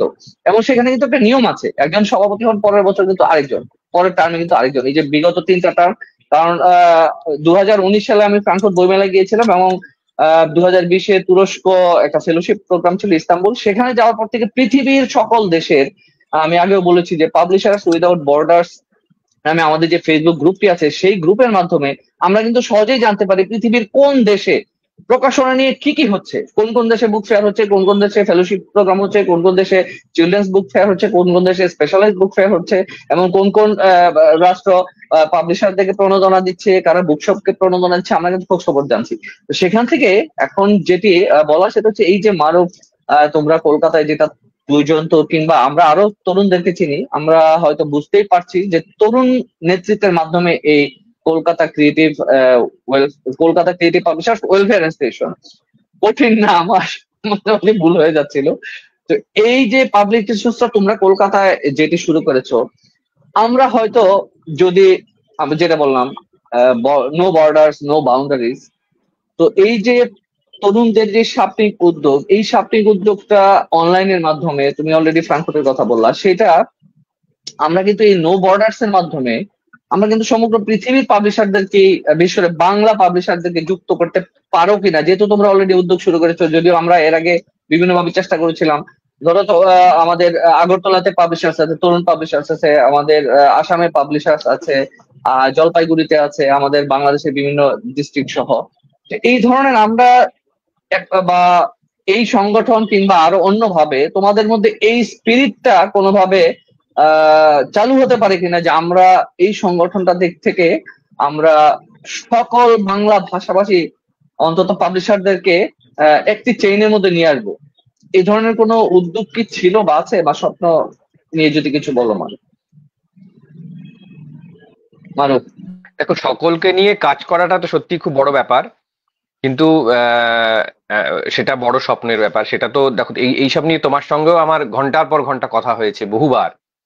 হ্যাঁ, ওটা আলটিমেট স্বপ্ন। এমনকি আমরা আমার মনে পড়ছে যে তোমার সঙ্গে আমার সার্কভুক্ত দেশগুলোর প্রকাশকদের নিয়ে একটা সংগঠন করার কথা হয়েছে, আরো নানা রকম কথা হয়েছে। কিন্তু আসলে আমরা ওই এবারে একদম মাটি থেকে শুরু করতে চাইলাম, হ্যাঁ, ধুলো থেকে শুরু করতে চাইলাম। আমাদের কলেজ স্ট্রিটের এতগুলো সংগঠন, তারপরেও মানে যেটা হয়তো সত্যি সত্যি এই দুটো দেশের কিছু কিছু ব্যাপারে একটু আলাদা আছে। মানে ধরো তোমাদের ওখানে একটি বা দুটি সংগঠন হয়তো রয়েছে, কিন্তু আমাদের এখানে অনেক সংগঠন করা যায় আইনত, এবং তার ফলে প্রায় ওই 10টি 11টি সংগঠন হয়ে গেছে। তো এবার কিন্তু তারপরেও অনেক ফাঁকা জায়গা রয়ে গেছে। সত্যি কথা বলতে গিয়ে মানে আমরা রিসেন্ট একটি কাজ করতে চলেছি, এই নভেম্বরের 3 তারিখ থেকে সেটা হবে, যে কলেজ স্ট্রিটের একটা বড় অভাব হচ্ছে প্রুফ রিডারের অভাব, যেখানে ভালো প্রুফ রিডার পাওয়া যায় না। অথচ একটা ভালো প্রুফ রিডার ছাড়া একটা ভালো বই তৈরি করা অসম্ভব। আমরা আমাদের কলকাতা ক্রিয়েটিভ পাবলিশার অ্যাসোসিয়েশনের পক্ষ থেকে একটা প্রুফ রিডারদের জন্য একটা কর্মশালা তৈরি করছি, যে যেখান থেকে অন্তত অন্যান্য প্রকাশকরাও তারা এখান থেকে পেতে পারে, প্রুফ রিডার পেতে পারেন, এবং প্রুফ রিডাররাও কাজ পেতে পারেন। আমরা তারপরে আরো কিছু এই ধরনের কাজের সঙ্গে সংযুক্ত কিছু কিছু কর্মশালা করার পরিকল্পনার মধ্যে রয়েছি। ফলে পুরোটাই মূলত এই মুহূর্তে আমাদের ভাবনাটা একেবারে মাটির ভাবনা। আর যে স্বপ্নের কথা বলছো, সেই স্বপ্নের তো সত্যি শেষ নেই। আমরা এর আগেও ধরো ভাষাচিত্র অভিযান বা আগরতলার নিহারিকার সঙ্গে আমরা একযোগে আমরা বই প্রকাশ করেছি। ফলে সেসব স্বপ্ন তো, হ্যাঁ, সেসব স্বপ্ন রয়েছে। এমনকি ধরো এই যে প্রুফ রিডিং এর যে আমি কর্মশালার কথা বলছি, বেসিক্যালি এই স্বপ্নটা আমরা দেখেছিলাম 2022 সালে। হ্যাঁ, আর সেটা আমরা কাজ করতে পারছি 2025 সালে এসে। ফলে স্বপ্ন আমরা দেখছি, কিন্তু স্বপ্ন এবারে কিছু কিছু করে সত্যি সত্যি বাস্তবায়ন করতে হবে। সেই জায়গা থেকে দাঁড়িয়ে আমরা এই ভাবনাগুলো, হ্যাঁ, আমরা ভাবছি, এবং আশা করি যে আমাদের এই ক্রিয়েটিভ পাবলিশার অ্যাসোসিয়েশনের যারা সদস্য বা মানে তারা শুধু বয়সে তরুণ তাই না, তাদের ভাবনা চিন্তার মধ্যেও এত তারুণ্য আছে। এবং আরো একটা ব্যাপার, যে আমাদের মধ্যে বন্ডিংটাও এত সুন্দর তৈরি হয়েছে। এইটা খুব জরুরি ছিল, কারণ আমরা এর আগেও সংগঠন করার কথা ভেবেছিলাম, আমরা সংগঠন শুরুও করেছিলাম, কিন্তু যাদের সঙ্গে কাজ করবো একসঙ্গে, সেগুলো সবসময় ঠিকঠাক হয়নি, ব্যাটে বলে হয়নি, তাদের মধ্যে বন্ডিং ঠিকঠাক তৈরি হয়নি, ফলে অনেক সংগঠন ভেঙেও গেছে। হ্যাঁ, তো ফলে কিন্তু এই মুহূর্তে দাঁড়িয়ে আমাদের যে সংগঠন, সেই সংগঠনের মধ্যে যে সদস্য যারা রয়েছেন, তাদের যে কর্ম উদ্যোগ, সেটা আমাদের সত্যি সত্যি আমার মনে হচ্ছে যে আমরা যদি ঠিকঠাক 1 বছরও কাজ করতে পারি ঠিকঠাক ভাবে, কলেজ স্ট্রিটের অনেক ছোট ছোট সমস্যার, আমি বড় বড় সমস্যা বলছি না, ছোট ছোট সমস্যার হয়তো সমাধানের জায়গায় আমরা পৌঁছতে পারবো। আর সেটা হলে নিশ্চয়ই মাটি যদি শক্ত হয়, তাহলে অনেক বড় বড় জায়গায় আমরা পৌঁছতে পারবো। অবশ্যই সে, এবং আলটিমেট রেজাল্ট এবং আলটিমেট গোল তো সেটা পাবলিশিং ইন্ডাস্ট্রি, এবং পাবলিশিং ইন্ডাস্ট্রি এমন একটা ব্যাপার যে আমরা সেটা বলতেই পারি, কলকাতার প্রকাশনা জগৎ যদি উন্নত হয়, এটা কোনো না কোনো রেজাল্ট কিন্তু বেনিফিশিয়ারি ঢাকার প্রকাশনা ইন্ডাস্ট্রিতেও পড়বে। এবং একইভাবে যেহেতু আমাদের ভাষাটা বাংলা, আমরা কমন, সেই জায়গায় আবার বাংলাদেশের যদি প্রকাশনা ইন্ডাস্ট্রি ডেভেলপ হয়, সেটার কোনো না কোনো প্রভাব কিন্তু কলকাতাতেও পড়তে পারে। তো মারুফের যেটা বললে, যে এখন আমরা আসলে অনেক স্বপ্ন দেখছি, এখন টুকটাক করে কিছু কাজ আসলে করা উচিত। আমরা অবশ্য কিছু টুকটাক কাজ করার চেষ্টাও করি, কিন্তু সেটা হয়তো খুব বেশি বড় ভাবে হয় না। তো জীবনানন্দের মার মতো এমন বলতে হয়, আমাদের দেশে হবে সেই ছেলে হবে, কথায় না বড় হয়ে কাজে বড় হবে। তো আমাদের ছেলেরা আসলে কাজ করছে, সেই প্রমাণ তোমরাই। আমি আরো 2টা মন্তব্য পেয়েছি। একটা হচ্ছে আমাদের প্রকাশক বন্ধু বাংলাদেশের সৃজনী প্রকাশনা প্রতিষ্ঠানের এক সত্ত্বাধিকারী মুশফির রহমান একটি মন্তব্য করেছেন, যদিও মন্তব্যটি একটি রাজনৈতিক মন্তব্য। ওই যে আমি যেটা বলেছিলাম, যে আমাদের কেউ কাজ করতে গেলে আমাদের সংগঠন অন্যজনরা বলে যে আমাদের দোষারোপ করে, যাই হোক, এটি বাপুস সংক্রান্ত বাবুসোনা আমাদের সমিতির একটা বিষয়। মশিউর ভাই মাফ করবেন, এটা আমি উত্তর দিতে পারবো না, কারণ হচ্ছে এখানে নেতা লাগবে। আর এটা হচ্ছে যে আমাদের ডি অমিতাভ, উনি কলকাতার লেখক মনে হয় মারুফ, তোমাদের এখান থেকে ডি অমিতাভ, উনি খুব সম্ভবত কলকাতা, আমি জানি না অভিযান থেকে বই, উনি বলেছে বাংলা বইয়ের অনুবাদ নিয়ে কিছু ভাবুন। আমি আসলে এই প্রশ্নটা লাস্টে করতে চেয়েছিলাম, অর্থাৎ আমরা প্রকাশকদের কথা শেষ করে আমরা, ধরো প্রকাশক মানেই কিন্তু আমাদের যেটা মূল কাঁচামাল, অর্থাৎ আমাদের মূল স্টেক হোল্ডার মানেই লেখক। লেখক আছে বলেই তো আমরা প্রকাশক, লেখক না থাকলে তো প্রকাশক থাকা প্রশ্নই আসে না। তো লেখকদের নিয়ে আমরা কথা বলবো, এবং লেখকদের নিয়ে তোমাদের সংগঠনের কি ভাবনা, কি চিন্তা, কিংবা তোমাদের সাহিত্যের বিষয় নিয়ে কিছু বলবো।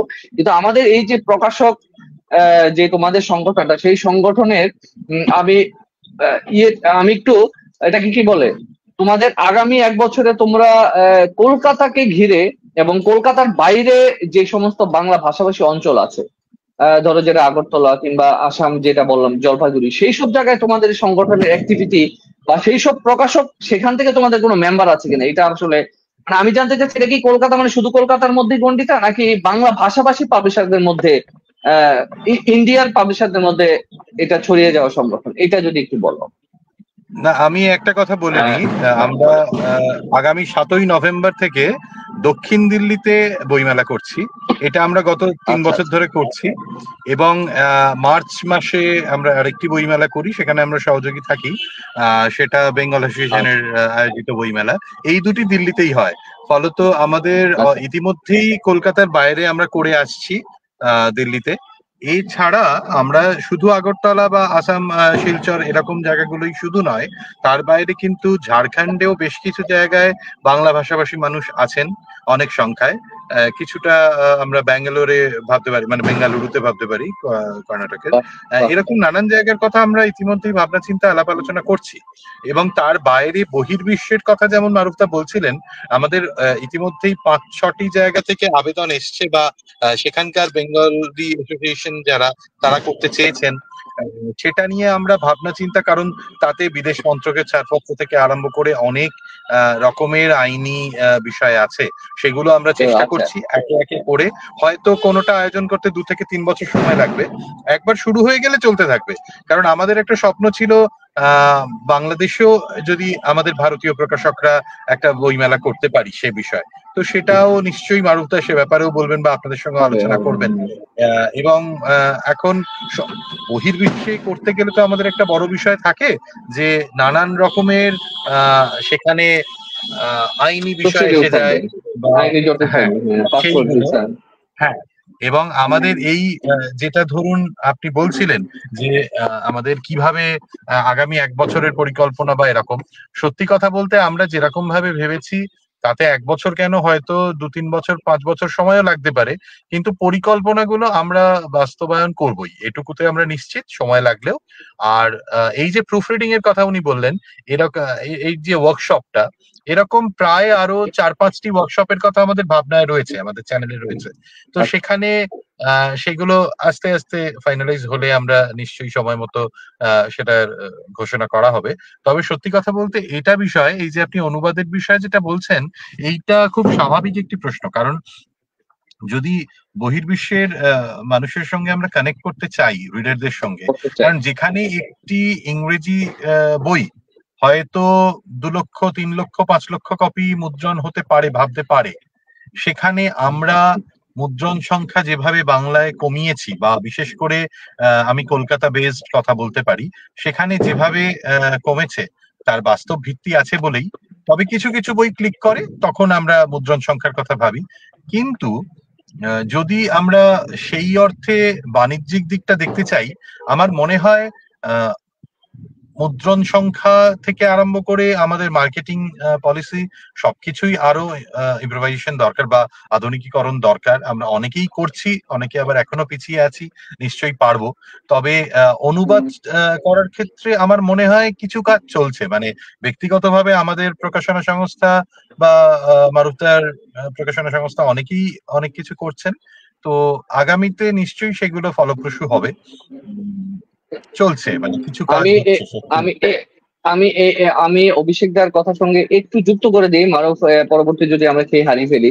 যে কলকাতা ক্রিয়েটিভ পাবলিশার ওয়েলফেয়ার মানে তোমাদের অর্গানাইজেশন থেকে যদি অনুবাদ সম্পর্কিত যদি কোনো ওয়ার্কশপ কিংবা কোনো ধরনের অ্যাক্টিভিটি তোমরা করো, আমার মনে হয় সেটা ওয়ার্কশপ হতেই পারে। তাহলে তোমরা বাংলাদেশকেও সেটা চিন্তা করে রেখো যে বাংলাদেশ এবং কলকাতা মিলে যদি এই ধরনের একটা ওয়ার্কশপ হয়, কারণ বাংলাদেশের কিন্তু একটা অনেক বড় রিডার শ্রেণী ইদানিং অনুবাদ বইয়ের পাঠক আছে, এটা তুমি নিশ্চয়ই জানো। তো সেক্ষেত্রে যদি আমরা বাংলাদেশ এবং কলকাতা মিলে এই ধরনের কোনো ওয়ার্কশপ করতে পারি, তাহলে কিন্তু এটা একটা দারুণ হয়। কারণটা হচ্ছে যে আমাদের যেমন আমি পার্সোনালি আমার প্রকাশনা প্রতিষ্ঠান থেকে অনুবাদের বইয়ে খুব একটা অভিজ্ঞতা নেই। এর কারণটা হচ্ছে আমি কিন্তু দেখেছি যে অনুবাদে যথেষ্ট সমস্যা আছে, কিংবা দেখা যায় যে একই অনুবাদ একই একটু এদিক সেদিক করে আরেকজন করে ফেলছে। তো আমার মনে হয় যে অনুবাদ নিয়ে আসলে একটু আমাদের কাজ করা উচিত। তো ও আমরা প্রকাশকদের থেকে আমাদের প্রায় 50 মিনিট অনেক কথা হলো, আমরা যদি একটু লেখকদেরকে দিকে আমরা ফিরতে চাই, তো লেখকদেরকে দিকে মানে ফিরতে চাই এই জন্যে যে প্রকাশকদের সঙ্গে লেখকদের সম্পর্কের মাধ্যমে একটি বই হয়, কিন্তু সম্পর্কের পরবর্তীতে বই প্রকাশের পরে আমরা দেখে থাকি অনেক সময় সেই সম্পর্কটা আসলে অনেক সময় থাকে না, সেটা একটু নড়বড়ে হয়ে যায়, ঠিক আছে? তো সেই জায়গায় একজন প্রকাশক হিসাবে কিংবা প্রকাশক নেতৃত্বের জায়গায় হিসেবে এই লেখকদের সঙ্গে সম্পর্ক নির্মাণ কিংবা বিনির্মাণে সমিতির কি কোনো ধরনের ভূমিকা থাকতে পারে, বা তোমাদের কি এই ধরনের কোনো অ্যাক্টিভিটি হোক কিংবা কোনো বা প্রভাব হোক কিংবা কোনো পরামর্শমূলক সহযোগিতামূলক সম্পর্কমূলক এই ধরনের কোনো ভূমিকা কি থাকতে পারে? হ্যাঁ, অবশ্যই থাকতে পারে। এবং এই এই তোমার এই প্রশ্নটার সঙ্গে আমি অমিতাভর ব্যাপারটাও বলি, যে আমরা যে 4-5টা অলরেডি ওয়ার্কশপের কথা ভেবে রেখেছি, তার মধ্যে অবশ্যই অনুবাদের বিষয়টা রয়েছে, যে অনুবাদ ওয়ার্কশপ। আচ্ছা। এবং আমি সবগুলো সত্যি সত্যি বলতে চাইছি না এই কারণেই যে আহ, এমনিতেই আমরা অনেকটা আমাদের কাজের থেকে পিছিয়ে আছি, বলা আর কাজ আমাদের সামঞ্জস্যপূর্ণ নয়। আমরা আলাদা, ধরো এই হ্যাঁ। প্রুফ রিডিংটাই 3 বছর সময় লেগে গেল, ফলে আমরা চাইছি যে কাজগুলো করে ফেলতে। তো সেই জন্য আর বলতে চাইছি না, কাজ যখন শুরু হবে নিশ্চয়ই একটু আপনারা সবাই যদি পাশে থাকেন, সঙ্গে থাকেন, তাহলে দেখতে পাবেন যে আগামী 1 বছরের মধ্যে আমরা কি কি করি। আহ এবং অবশ্যই এই তোমার প্রশ্নের ক্ষেত্রে বলি যে আমার মনে হয় যে আমাদের বাংলায় যেটা সব থেকে বড় সমস্যা, মানে অনেকগুলো সমস্যার মধ্যে একটা বড় সমস্যা, সেটা হচ্ছে যে প্রকাশক বা লেখকের সম্পর্ক। এবং ধরো একজন প্রকাশক ভালো, একজন লেখকও ভালো, কিন্তু সবসময় ভালো লেখক ভালো প্রকাশকের যে সম্পর্ক ভালো হবে এই রসায়নটা নাও হতে পারে। বা এই কথাটা আমরা এর আগেও আমি অনেক জায়গাতেই বলেছি, যে ধরো একজন লেখক যে জনরায় লেখেন, হ্যাঁ, একজন প্রকাশক হয়তো সেই বইটি প্রকাশ করেন না, তো তাহলে তিনি কোথায় যাবেন? মানে লেখক জানতেই পারেন না। মানে একজন লোকের যদি কিডনির সমস্যা হয়, তিনি তো কিডনির ডাক্তারের কাছে যাবেন, নেফ্রোলজিস্টের কাছে যাবেন, তাই না? তিনি তো আর হার্টের ডাক্তারের কাছে যাবেন না, বা অর্থোপেডিকের কাছে যাবেন না। তো প্রকাশকদেরও তো নানা রকম ধরন থাকে। তো সেই এই বিষয়গুলো লেখকদের আহ তারা জানেন না, ফলে অনেক রকম সমস্যা তৈরি হয় লেখক প্রকাশকের সম্পর্কের মধ্যে। তো সেই জায়গা থেকে আমরা আমাদের অ্যাসোসিয়েশনের পক্ষ থেকে আমরা আগামীতে অবশ্যই এমন একটি আমরা বিভাগ তৈরি করব, যে যেখানে যাকে বিদেশে লিটারারি এজেন্ট বলে, হ্যাঁ, তো এরকম একটা মাধ্যম আমরা তৈরি করতে চাইবো, যে যাতে সেই লেখকের বই কোন প্রকাশক ছাপলে ভালো হয় সেই সাজেশনটা তারা দিতে পারবেন এবং তাকে প্রমোট করতে পারবেন, কারণ লেখককে প্রমোট করা খুব জরুরি। এই বিষয়গুলো আমরা কিন্তু আগামী দিনে ভাববো, মানে এটা আমাদের ভাবনার মধ্যে আছে, যাতে আগামী দিনে এটা গুছিয়ে আমরা করতে পারি। তারপরে আচ্ছা, ধরো আমি একটু শুধু বলো বলো। আমি একটু যুক্ত করতে চাচ্ছিলাম, সেটা হচ্ছে যে ধরো লেখকদেরকে যে তোমার যে ভাবনার কথা বলেছো সেই ভাবনায় আমাদের এমন কিছু লেখকের অভিজ্ঞতা আছে যেগুলি কিভাবে যে আমরা এক্সপ্রেস করবো মাঝে মাঝে খুব আসলে হাসি পেয়ে যায়। সেটা হচ্ছে আমরা মাঝে মাঝে বলে থাকি যে বাংলাদেশ হচ্ছে লেখকময় দেশ, এখানে প্রচুর আমাদের লেখক। তো অসংখ্য লেখক তারা ইনবক্স করে যে আমি একটা বই করতে চাই, আমি একটা কবিতার বই করতে চাই, আমি এটা করতে চাই সেটা করতে চাই, মানে অসংখ্য আগ্রহ। এবং যখন আমরা বলি যে ঠিক আছে আপনি আপনার পাণ্ডুলিপিটা পাঠিয়ে দিন, সেটা প্রিন্ট কপি হতে পারে কিংবা ইমেলে, তখন আমরা একটা প্রশ্ন ইদানিং প্রায়ই পাই যে ভাই পাণ্ডুলিপি কি? তো তখন আমাদের আসলে হাসি পায়, কারণ এত ইনবক্সে এত লেখার সময়ও থাকে না, মাঝে মাঝে মনে হয় তাকে একটা আচ্ছা করে বকা দেই, কিন্তু সেটাও সম্ভব হয় না। তো কলকাতার চিত্রটা কি, মানে কলকাতায় এই যে নতুন লেখকরা, এইরকম লেখক কি কলকাতায় আছে যে যে পাণ্ডুলিপি চেনে না সে বই প্রকাশ করার আগ্রহ বা ইচ্ছে পোষণ করে? এইটা না আমার কাছে মাঝে মাঝে বিস্মিত, মানে আমি বিস্মিত হই। তারা যে পাণ্ডুলিপি চেনে না সে কেন আসলে লেখক মানে বই প্রকাশ করতে চায়? তো এইটা আমরা বলার পরে কেউ কেউ আমাদের সঙ্গে দ্বিমত করেন, বলেন যে ভাই আপনারা তাকে গাইড করবেন, অর্থাৎ ক্লাস 1 2 3 4 না পড়ে ম্যাট্রিক পরীক্ষার গাইডটা কিভাবে করবো, এটা আমি মাঝে মাঝে বুঝি না। তো এই জিনিসটা তোমাদের একটু অভিজ্ঞতাটা জানতে চাই, যে এত আনকোরা যে লিখেই একটা দুইটা লেখা লিখেই সে বই পড়তে চায়, কিন্তু সে পাণ্ডুলিপি বোঝে না, সে প্রকাশক চেনে না। ঠিক আছে, কোন প্রকাশকের কোন জন্য, যেটা বললা যে হয়তো পেট ব্যথার তার হয়েছে পেট ব্যথা, সে হয়তো অর্থোপেডিকে গিয়ে বসে আছে, অর্থোপেডিকের ডাক্তারকে নক করছে যে ভাই আমার এই সমস্যা। তো আমি এই নতুন একেবারে নতুন লেখকদের কলকাতার জার্নিটা একটু জানতে চাই, যেটা আসলে আমরা খুবই এটা বিপজ্জনক ভাবে ফেস করি। এটা ব্যক্তিগত কারণে আমি জানতে চাই আমাদের প্রতিষ্ঠানকে থেকে বাঁচার জন্য। না, এই সমস্যাটা এখানেও আছে, কম বেশি আছে। আহ, সেটা এইটা একটা এটাকে আমি সমস্যা হিসেবে দেখছি না। এই কারণে দেখছি না যে এর থেকেও বড় সমস্যা আছে, ফলে এটা সমস্যা নয়। আহ, তবে আহ, এগুলো যদি মানে আসলে তারা কাকেই বা বলবে, মানে তাদের ট্রেনিং এর জন্য তো সত্যি সত্যি কোনো সেন্টার নেই, তারা কাকে বলবে? সেরকম ভালো বইও নেই, ঘটনা নেই। তাদের ইচ্ছে আছে, আর এখন এই সোশ্যাল মিডিয়ার যুগে সবাই তো লেখালেখি করছেন। তো ফলে আহ, এমনও হয়েছে যে পাণ্ডুলিপি পাঠাতে বলেছে, সে হয়তো একটা কবিতা পাঠিয়ে দিয়েছে। এরকম একটা হয় যে কবিতা পাঠায়, একটা কবিতা পাঠিয়ে দিয়েছে, হ্যাঁ, একটা কবিতা কিংবা একটা গল্প তো পাঠিয়ে দিল, একটা গল্প একটা পাঠিয়ে দিল, গল্প পাঠিয়ে উপন্যাসের একটা। দিয়েছে। তো হ্যাঁ, হ্যাঁ, অভিষেক বলো। অভিষেকটা কিছু বলবে। হ্যাঁ, আসলে এই প্রসঙ্গে একটা কথা মনে পড়লো। আমরা অনেকেই হয়তো দেখেছি, ফেসবুকে একটা ভীষণ বিজ্ঞাপন চলছে যে 21 দিন আপনি একটি করে কবিতা লিখুন, 21তম দিনে আমাদের সঙ্গে যোগাযোগ করুন। তো আমাদের আচ্ছা আচ্ছা। কোনো প্রকাশক বন্ধুই হয়তো করছেন, তিনি যেখানকারই হন, আমি জানি না তার পরিচয়, কাজেই বলতে পারছি না। তবে আমি এই কথাটা বলছি, তাহলে যে বন্ধু বা যে লেখক ওই একটি করে কবিতা প্রতিদিন লিখলেন, 21তম দিনে যে প্রকাশক বিজ্ঞাপন করেছেন তার সঙ্গে যদি যোগাযোগ করেন, তাহলে তার তো কোনো দোষ নয়। আমরা তো চাইছি যে আমাদের সঙ্গে যোগাযোগ করুন, বা আপনার লেখাটা আমরা বই হিসেবে দুমলাটে এনে দেব। এটাও তো আরেকটা দিক। আমরা যে একটা দিকের কথা ভাবছিলাম, আমি আরেকটা দিক স্মরণ করিয়ে দিলাম। দ্বিতীয় কথা হচ্ছে যে হ্যাঁ, এটা বাস্তব যে পাণ্ডুলিপিটাই কাকে বলে জানে না, কিন্তু তার বই প্রকাশিত হোক, এটা তার একটা সুপ্ত বাসনা। এটা অনেকেরই ইচ্ছা। হয়। আমার মনে পড়ছে গত আন্তর্জাতিক বইমেলায় আহ একটি ক্লাস 11-এর একটি মেয়ের কবিতার বই আমি করি, খুবই কাঁচা হাতের লেখা, মমচিত্তে বলে। কিন্তু তার কাকা আসলে, তার জ্যাঠা আসলে আমার ডিটিপির দিকটা দেখেন। তো সেখান থেকে আহ, আমি একটা রেকমেন্ডেশন ছিল। দ্বিতীয় কথা হচ্ছে যে আমি দেখলাম খুব খারাপ যে তেমনও নয়, পাঠক নিতে পারে। কবিতার বই প্রথমত প্রকাশনা সংস্থা ছাপতে চায় না, দ্বিতীয়ত যদি ছাপা হয়ও সেটা আদৌ কতজন পাঠক নেবেন খুব সন্দেহজনক। অথচ সেই মেয়েটির বইটি আহ মানে তার তুলনায় এবং প্রথম বই সেই হিসেবে নেহাত মন্দ বিক্রি হয়নি। এবং যেভাবে মানুষ নিচ্ছেন দেখলাম, বা একটি ছেলের কথা আমার মনে পড়ছে, গ্রাজুয়েশনের সেকেন্ড ইয়ার, তার একটি থ্রিলার প্রথম খণ্ড প্রকাশিত হয় আমার প্রকাশনা থেকে।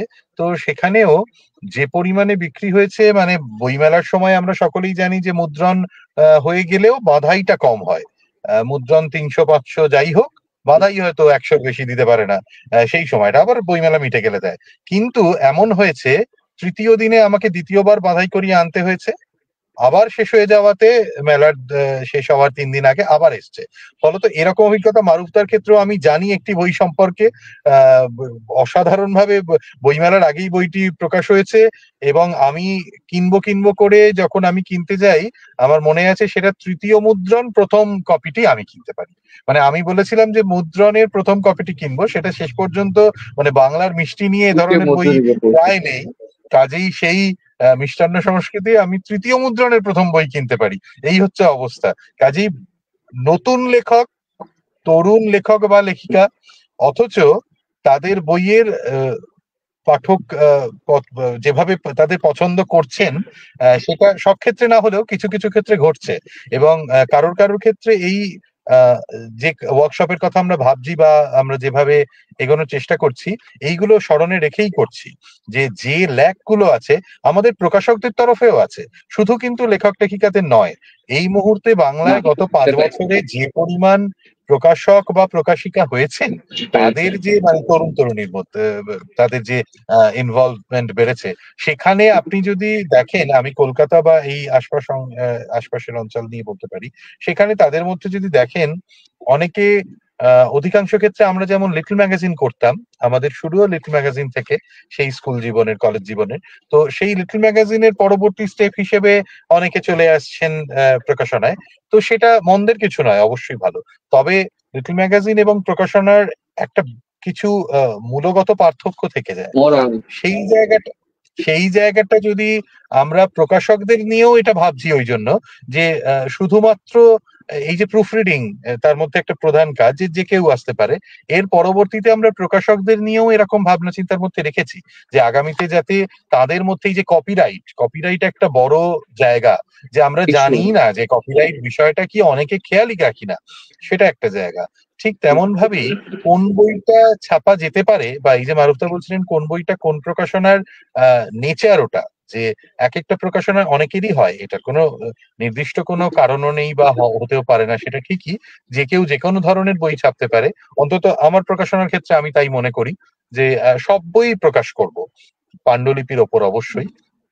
সেই জায়গা থেকে এটা কিন্তু দরকার যে আমরা যেমন পশ্চিমবঙ্গে বা কলকাতায় মূলত আমরা জানি যে থ্রিলার মানে একটি প্রকাশনা সবার আগে। এবার সেটা মানে আর কেউ করছে না তা নয়, কিন্তু থ্রিলারের একটি নির্ভরযোগ্য প্রতিষ্ঠান যার কাছে গেলে নিঃসন্দেহে 100টা টাইটেল পছন্দ হবেই, বা অন্তত 10টা তো হবেই, সেই প্রকাশনাটা আমরা জেনে গেছি সবাই। এপার বাংলা ওপার বাংলা, নয়াদিল্লি থেকে বিশ্বের সর্বত্র প্রায় এটা প্রচারিত। ঠিক তেমন ভাবেই যদি আমরা এই বিষয়গুলোকে স্মরণে রাখতে পারি, যেমন সত্যি কথা বলতে একটি বড় প্রকাশনা সংস্থা, আমি নাম করছি না, আমরা সকলেই বুঝে নেব, মানে বুঝতে পারবো যে তাদের বই সম্পর্কে এখন একটা আলোচনা হয় যে বই নয়, জুয়েলারি সংগঠন, বা জুয়েলারি বিক্রি করেন, এরকম তাদের মুদ্রণের তাদের দাম আর কি, বিনিময় মূল্য এমন। কিন্তু তাদের যে প্রকাশনার যে মান, তাদের যে মুদ্রণ বাধাই, এগুলোরও তো একটা বিষয় হয়, বা যে বিষয়গুলো তারা ছাপেন সেটার কিন্তু একটা সত্যি কথা বলতে আভিজাত্য আছে। সেজন্যই যত টাকাই দাম হোক, পাঠক খুঁজে নিয়ে ঠিক কেনেন, সেটা আমরা প্রতিটা ক্ষেত্রে দেখি। এই কথাগুলো মনে রাখলে আমার মনে হয় প্রকাশনাটা আরো ভালোভাবে তরুণ প্রকাশক যারা আসছে করতে পারবে। এবং একটা কথা আমি প্রায় সর্বত্রই বলি, এক্ষেত্রেও বলবো, যেদিন প্রথম সাংবাদিকতার চাকরি ছেড়ে প্রকাশনায় আসি, তার পরবর্তীতে আমার এক মাস্টারমশাইয়ের মারফত আমার কাছে তখন প্রায় 7-8 বছর তার প্রকাশনার বয়স, এমন এক অগ্রজ প্রকাশক বলেছিলেন যে কলেজ স্ট্রিটে আগে 5 বছর কাটাক, তারপরে প্রকাশক হিসেবে স্বীকৃতি দেওয়া যাবে। এই রকম একজন অভিভাবক দরকার, তা না হলে জেদ চাপে না। সত্যি কথা বলতে কখনো কখনো দেখা যায় 5-6 বছরে প্রকাশনা গুটিয়ে চলে গেছে, অথচ আমার প্রকাশনা আজ 10 বছর পূর্ণ করছে। তো ওই জেদটা, আমি আমিও যখন এটা একটা দারুণ মজার ব্যাপার, আমিও যখন প্রকাশনা শুরু করেছিলাম তখন কোথাও একটা ইন্টারভিউ হয়েছিল, আমাদের একজন অগ্রজ এবং ভালো প্রকাশনা প্রতিষ্ঠানের প্রকাশক বলেছিলেন যে কে প্রকাশক হবে এটা বোঝা যাবে, সেটা হচ্ছে যে 10 বছর টিকে থাকতে হবে। যেই প্রকাশনা প্রতিষ্ঠান 10 বছর টিকে থাকে সে নিশ্চিত সে প্রকাশক হবে, সে আর ওখান থেকে ছেড়ে দেবে না। যাই হোক, মারুফের কাছে যাওয়ার আগে আমি একটু লেখকদের বিষয়ে আরেকটু বলি। সেটা হচ্ছে যে লেখকদের বিষয়ে আমার যে কোনো আলোচনা আড্ডায় বারবার আসে, কারণ আমার কাছে অসংখ্য লেখক আসলে আসে এবং সেটা নক করে, এবং আমার অনেক সময় আসলে তাদের পেছনে ব্যয় করতে হচ্ছে। সেটা হচ্ছে আমরা যখন লেখালেখির জায়গাটা শুরু করেছিলাম, কিংবা আমরা প্রকাশনা জায়গায় যাওয়ার আগে, যেমন আমরা অভিষেক দা, আমি বুঝলাম যে উনি সাংবাদিকতা থেকে এসেছেন, আমার ক্যারিয়ারটাও আসলে সাংবাদিকতা থেকে শুরু। তো আমরা যখন সাংবাদিকতাই যখন যাই এবং যখন আমরা রিপোর্ট লিখতে যাই, আমাদের অগ্রজরা কিন্তু আমাদেরকে এভাবে বলেছেন, একেবারে কোট আনকোট, যে তুমি কি অমুক বইটা পড়েছো, তুমি কি সুনীল গঙ্গোপাধ্যায়ের ছবির দেশে কবিতার দেশে পড়েছো? তুমি কি অক্টাভিও পাজের in the light of India পড়েছো? তুমি কি উবেরের বিষয় আশয় পড়েছো? তুমি কি জীবনানন্দ দাশ পড়েছো? তুমি কি এই যে নামগুলি, এবং উনি আমাদেরকে এইভাবে বলতেন যে বিষয়গুলি, যে এই বইগুলি তুমি যদি পড়ো তাহলে তোমার এটা জার্নালিস্টিক গদ্য, অর্থাৎ তুমি যে জার্নালিস্ট, তোমার এই জার্নালিস্ট হতে গেলে যে জার্নালিস্টিক গদ্যের জন্য যে বইগুলি তোমার জন্য প্রয়োজন তুমি সেগুলি করবা। এবং সাংবাদিকতা লাইফ শেষ করে, শেষ মানে কি, সাংবাদিকতা লাইফে যখন আর ভালো লাগছিল না, যখন একটু ট্র্যাক চেঞ্জ করতে চাচ্ছিলাম, যখন প্রকাশনা জগতে আসবো, তখন স্বাভাবিকভাবেই আমি যখন প্রকাশক হই, আমি সম্পাদনার মিনিমাম কিছু জেনে বুঝে কিন্তু প্রকাশনায় নিশ্চয়ই আমার যাত্রাটা শুরু করা হয়। কিংবা আমি হয়তো একটা প্রেস চিনি, আমি প্লেট কিভাবে করে, প্রুফ রিডিং কিভাবে হয়, এটার লেআউট কিভাবে হয়, কিভাবে সিটিপি হয়, কিভাবে আউটপুটটা হয়, কিভাবে বাধাই হয়, এগুলো কিন্তু ন্যূনতম ধারণা নেওয়ার পরে কিন্তু আমি প্রকাশনার যাত্রাটা শুরু করি। যেই ছেলেটার কোনো ধারণাই নেই, সে যদি প্রকাশনার জার্নিতে আসে, এইটা আরেকজনের কাছে যেরকম কিছুটা বিব্রতকর হবে। আমার মনে হয় আমরা বিভিন্ন জায়গায় কিন্তু এই আলোচনা বারবারই করি যে আমাদের নতুন লেখকদের যে প্রস্তুতি, প্রকাশনা প্রস্তুতি, অর্থাৎ বই ছাপার আগে তুমি লেখো, লিখতে থাকো, এবং অসংখ্য লেখক তো সারা জীবনে একটা বই প্রকাশ করে তো মরে মরে গেছে, এমন তো উদাহরণ আছে। তো লেখকরা এই যে লেখার যে প্রস্তুতি, অর্থাৎ বিভিন্ন জায়গায় সাহিত্য আলোচনা হয়, কোনো কোথাও যাবে না। আমাদের যেমন আজিজ মার্কেট, কলকাতায় যেমন কলেজ স্ট্রিট, বিভিন্ন প্রকাশনার দপ্তর আছে, মারুফের এখানে গেলে দেখি যে অনেক লেখকরা মিলে আড্ডা দেয়। 5 জন সিনিয়র লেখকের মধ্যে একজন জুনিয়র লেখক বসে যদি সে আড্ডায় যুক্ত হতে পারে তাহলে তো সে অনেক কিছু জানতে পারে, বুঝতে পারে। আমাদের আজিজ মার্কেটে গেলে একটা বুক শপে, বইয়ের দোকানে যদি আড্ডা দেয়, বইয়ের দোকানে যে অটোমেটিক বিভিন্ন লেখকরা আসেন, কোন একটা সিনিয়র লেখকের সাথে পরিচিত হতে পারে, কোন একটা জুনিয়র লেখকের সাথে বন্ধুত্ব হতে পারে। অর্থাৎ এই যে জানা বোঝার যে আগ্রহ, এই আগ্রহটা আমরা দেখছি যে আমাদের এখানে আসলে নেই। কলকাতায় এটা আসলে কি অবস্থা, বা আমি এইটাতে ভুল বললাম কিনা, এই জার্নিটা হওয়া উচিত আমরা মনে করি। মারুফের কি মত নতুন লেখকদের ক্ষেত্রে? না না, তুমি বারবার লেখকে চলে যাচ্ছ, কিন্তু লেখকদের সঙ্গে সঙ্গে প্রকাশকদেরও এটা হওয়া উচিত। না, হ্যাঁ, একই যেটা একই একটু একই আগে অভিষেকও প্রকাশক, আমি বললো। লেখক প্রকাশক হ্যাঁ, যা একই বলি, একই লেখক হ্যাঁ, একই। লেখক প্রকাশক। এই জার্নিটা কি? আহ, এটা কিন্তু সত্যি কথা যে আমি যখন ধরো 21 বছর আগে প্রথম প্রকাশনায় আসি, হ্যাঁ, তো ওই লিটল ম্যাগাজিন ছাপতে ছাপতে মানে বিভিন্ন পত্রপত্রিকার সঙ্গে এক থাকতে থাকতে হঠাৎ করে চলে আসি।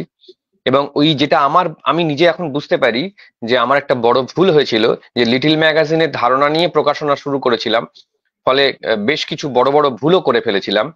আহ তো তার কারণ কেউ এসে গাইড করেনি, হ্যাঁ, বা গাইড পাবার মতন তেমন কোনো মানুষ পাইনি, বা আমাদের কোনো সংগঠন থেকে, এতগুলো সংগঠন থেকে এরকম গাইড করা হয় বলে আমার অন্তত গত 2 দশকে জানা হয়নি।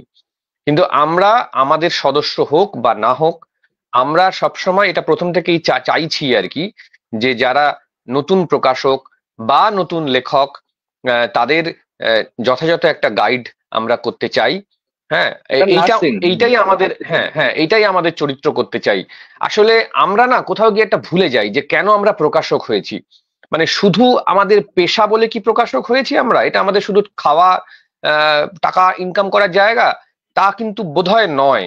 আমরা কিছু একটা দিতে চেয়েছি সমাজকে, হ্যাঁ, আমরা অন্যরকম কিছু একটা বলতে চেয়েছি। হ্যাঁ, তো সেটা যে শুধু ভাষাচিত্রেই তুমি বলতে হবে তোমাকে, বা আমাকে অভিযানে বলতে হবে, বা অভিষেককে কথোপকথনে বলতে হবে, এরকম নয় বোধহয়। আমরা বোধহয় বাংলা সাহিত্যের উন্নতি করতে চেয়েছি, বাঙালির উন্নতি করতে চেয়েছি। হ্যাঁ, কিন্তু সেইটা না কোথাও গিয়ে আমরা ভুলে যাচ্ছি মাঝে মাঝে, বা ভুলে গেছে হয়তো আমাদের কিছু কিছু পূর্বজ, প্রকাশক বা লেখক যাই হোক, তারা সবসময় ওই আমির মধ্যে, আমার সংগঠনের মধ্যে বা আমার প্রকাশনার মধ্যেই আটকে গেছে। মানে তারা যে কারণে প্রকাশনায় এসেছিলেন সেটা একসময় কোথাও ভুলে গেছেন। মানে আসলে তো আমার জন্ম অভিযান করবার জন্য নয়, আমার জন্ম তো বাংলা সাহিত্যকে কিছুটা উন্নত করবার জন্য, বাঙালির জন্য কিছুটা কিছু দেওয়ার জন্য। একটা শব্দ যদি দিতে পারি আমরা, তবেই তো আমাদের জীবন সার্থক। তো সেইটা আমরা যাতে না ভুলে যাই, সেই জন্যই এই সংগঠনটা মূলত করা। মানে আমাদের নিজস্ব শুধু অভিযানের 10টা সরকারি অর্ডার আসবে, কি কথোপকথনের 5টা বই এক্সট্রা হবে, এইটার জন্য কিন্তু আমরা সংগঠন করিনি। এটা একদম প্রথমেই বলছি, এইটার জন্য আমরা সংগঠন করিনি। হ্যাঁ, আমরা সংগঠনটা করেছি মূলত একটা ভালো সময় তৈরি করবার জন্য, একটা একটা একটা অন্তত লাইন, একটা বাক্য তৈরি করবার জন্য। এটা যেন মনে হয় যে আমরা ঠিকঠাক একটা বাঁচা বেঁচেছি এই কারণের জন্য। তো সেইটা যেন ভুলে না যাই। তো সেখানে আমরা অবশ্যই যে কোনো নতুন লেখক, নতুন প্রকাশক, নতুন মানুষ, নতুন পাঠক, হ্যাঁ, সবার জন্য আমরা কিছু না কিছু কাজ করতে চাই। এটাই আমাদের মূল উদ্দেশ্য এই সংগঠনটার অন্তত। এই সংগঠনের আশাবাদী এবং সংগঠনের যে মোরাল যে জায়গাটা, অর্থাৎ সাত্বিক জায়গাটা, আসলে এটাই হওয়া উচিত। আমি আরো একটি মন্তব্যের দৃষ্টি আকর্ষণ করব। মনসুর আহমেদ, উনি আমাদের সিলেটের একজন তরুণ প্রকাশক। উনি আমাদের এই আয়োজনটায় নতুন প্রকাশক ও নতুন লেখকদের জন্য এই ধরনের আয়োজন নিঃসন্দেহে প্রশংসনীয়। শুভকামনা সোহেল ভাই।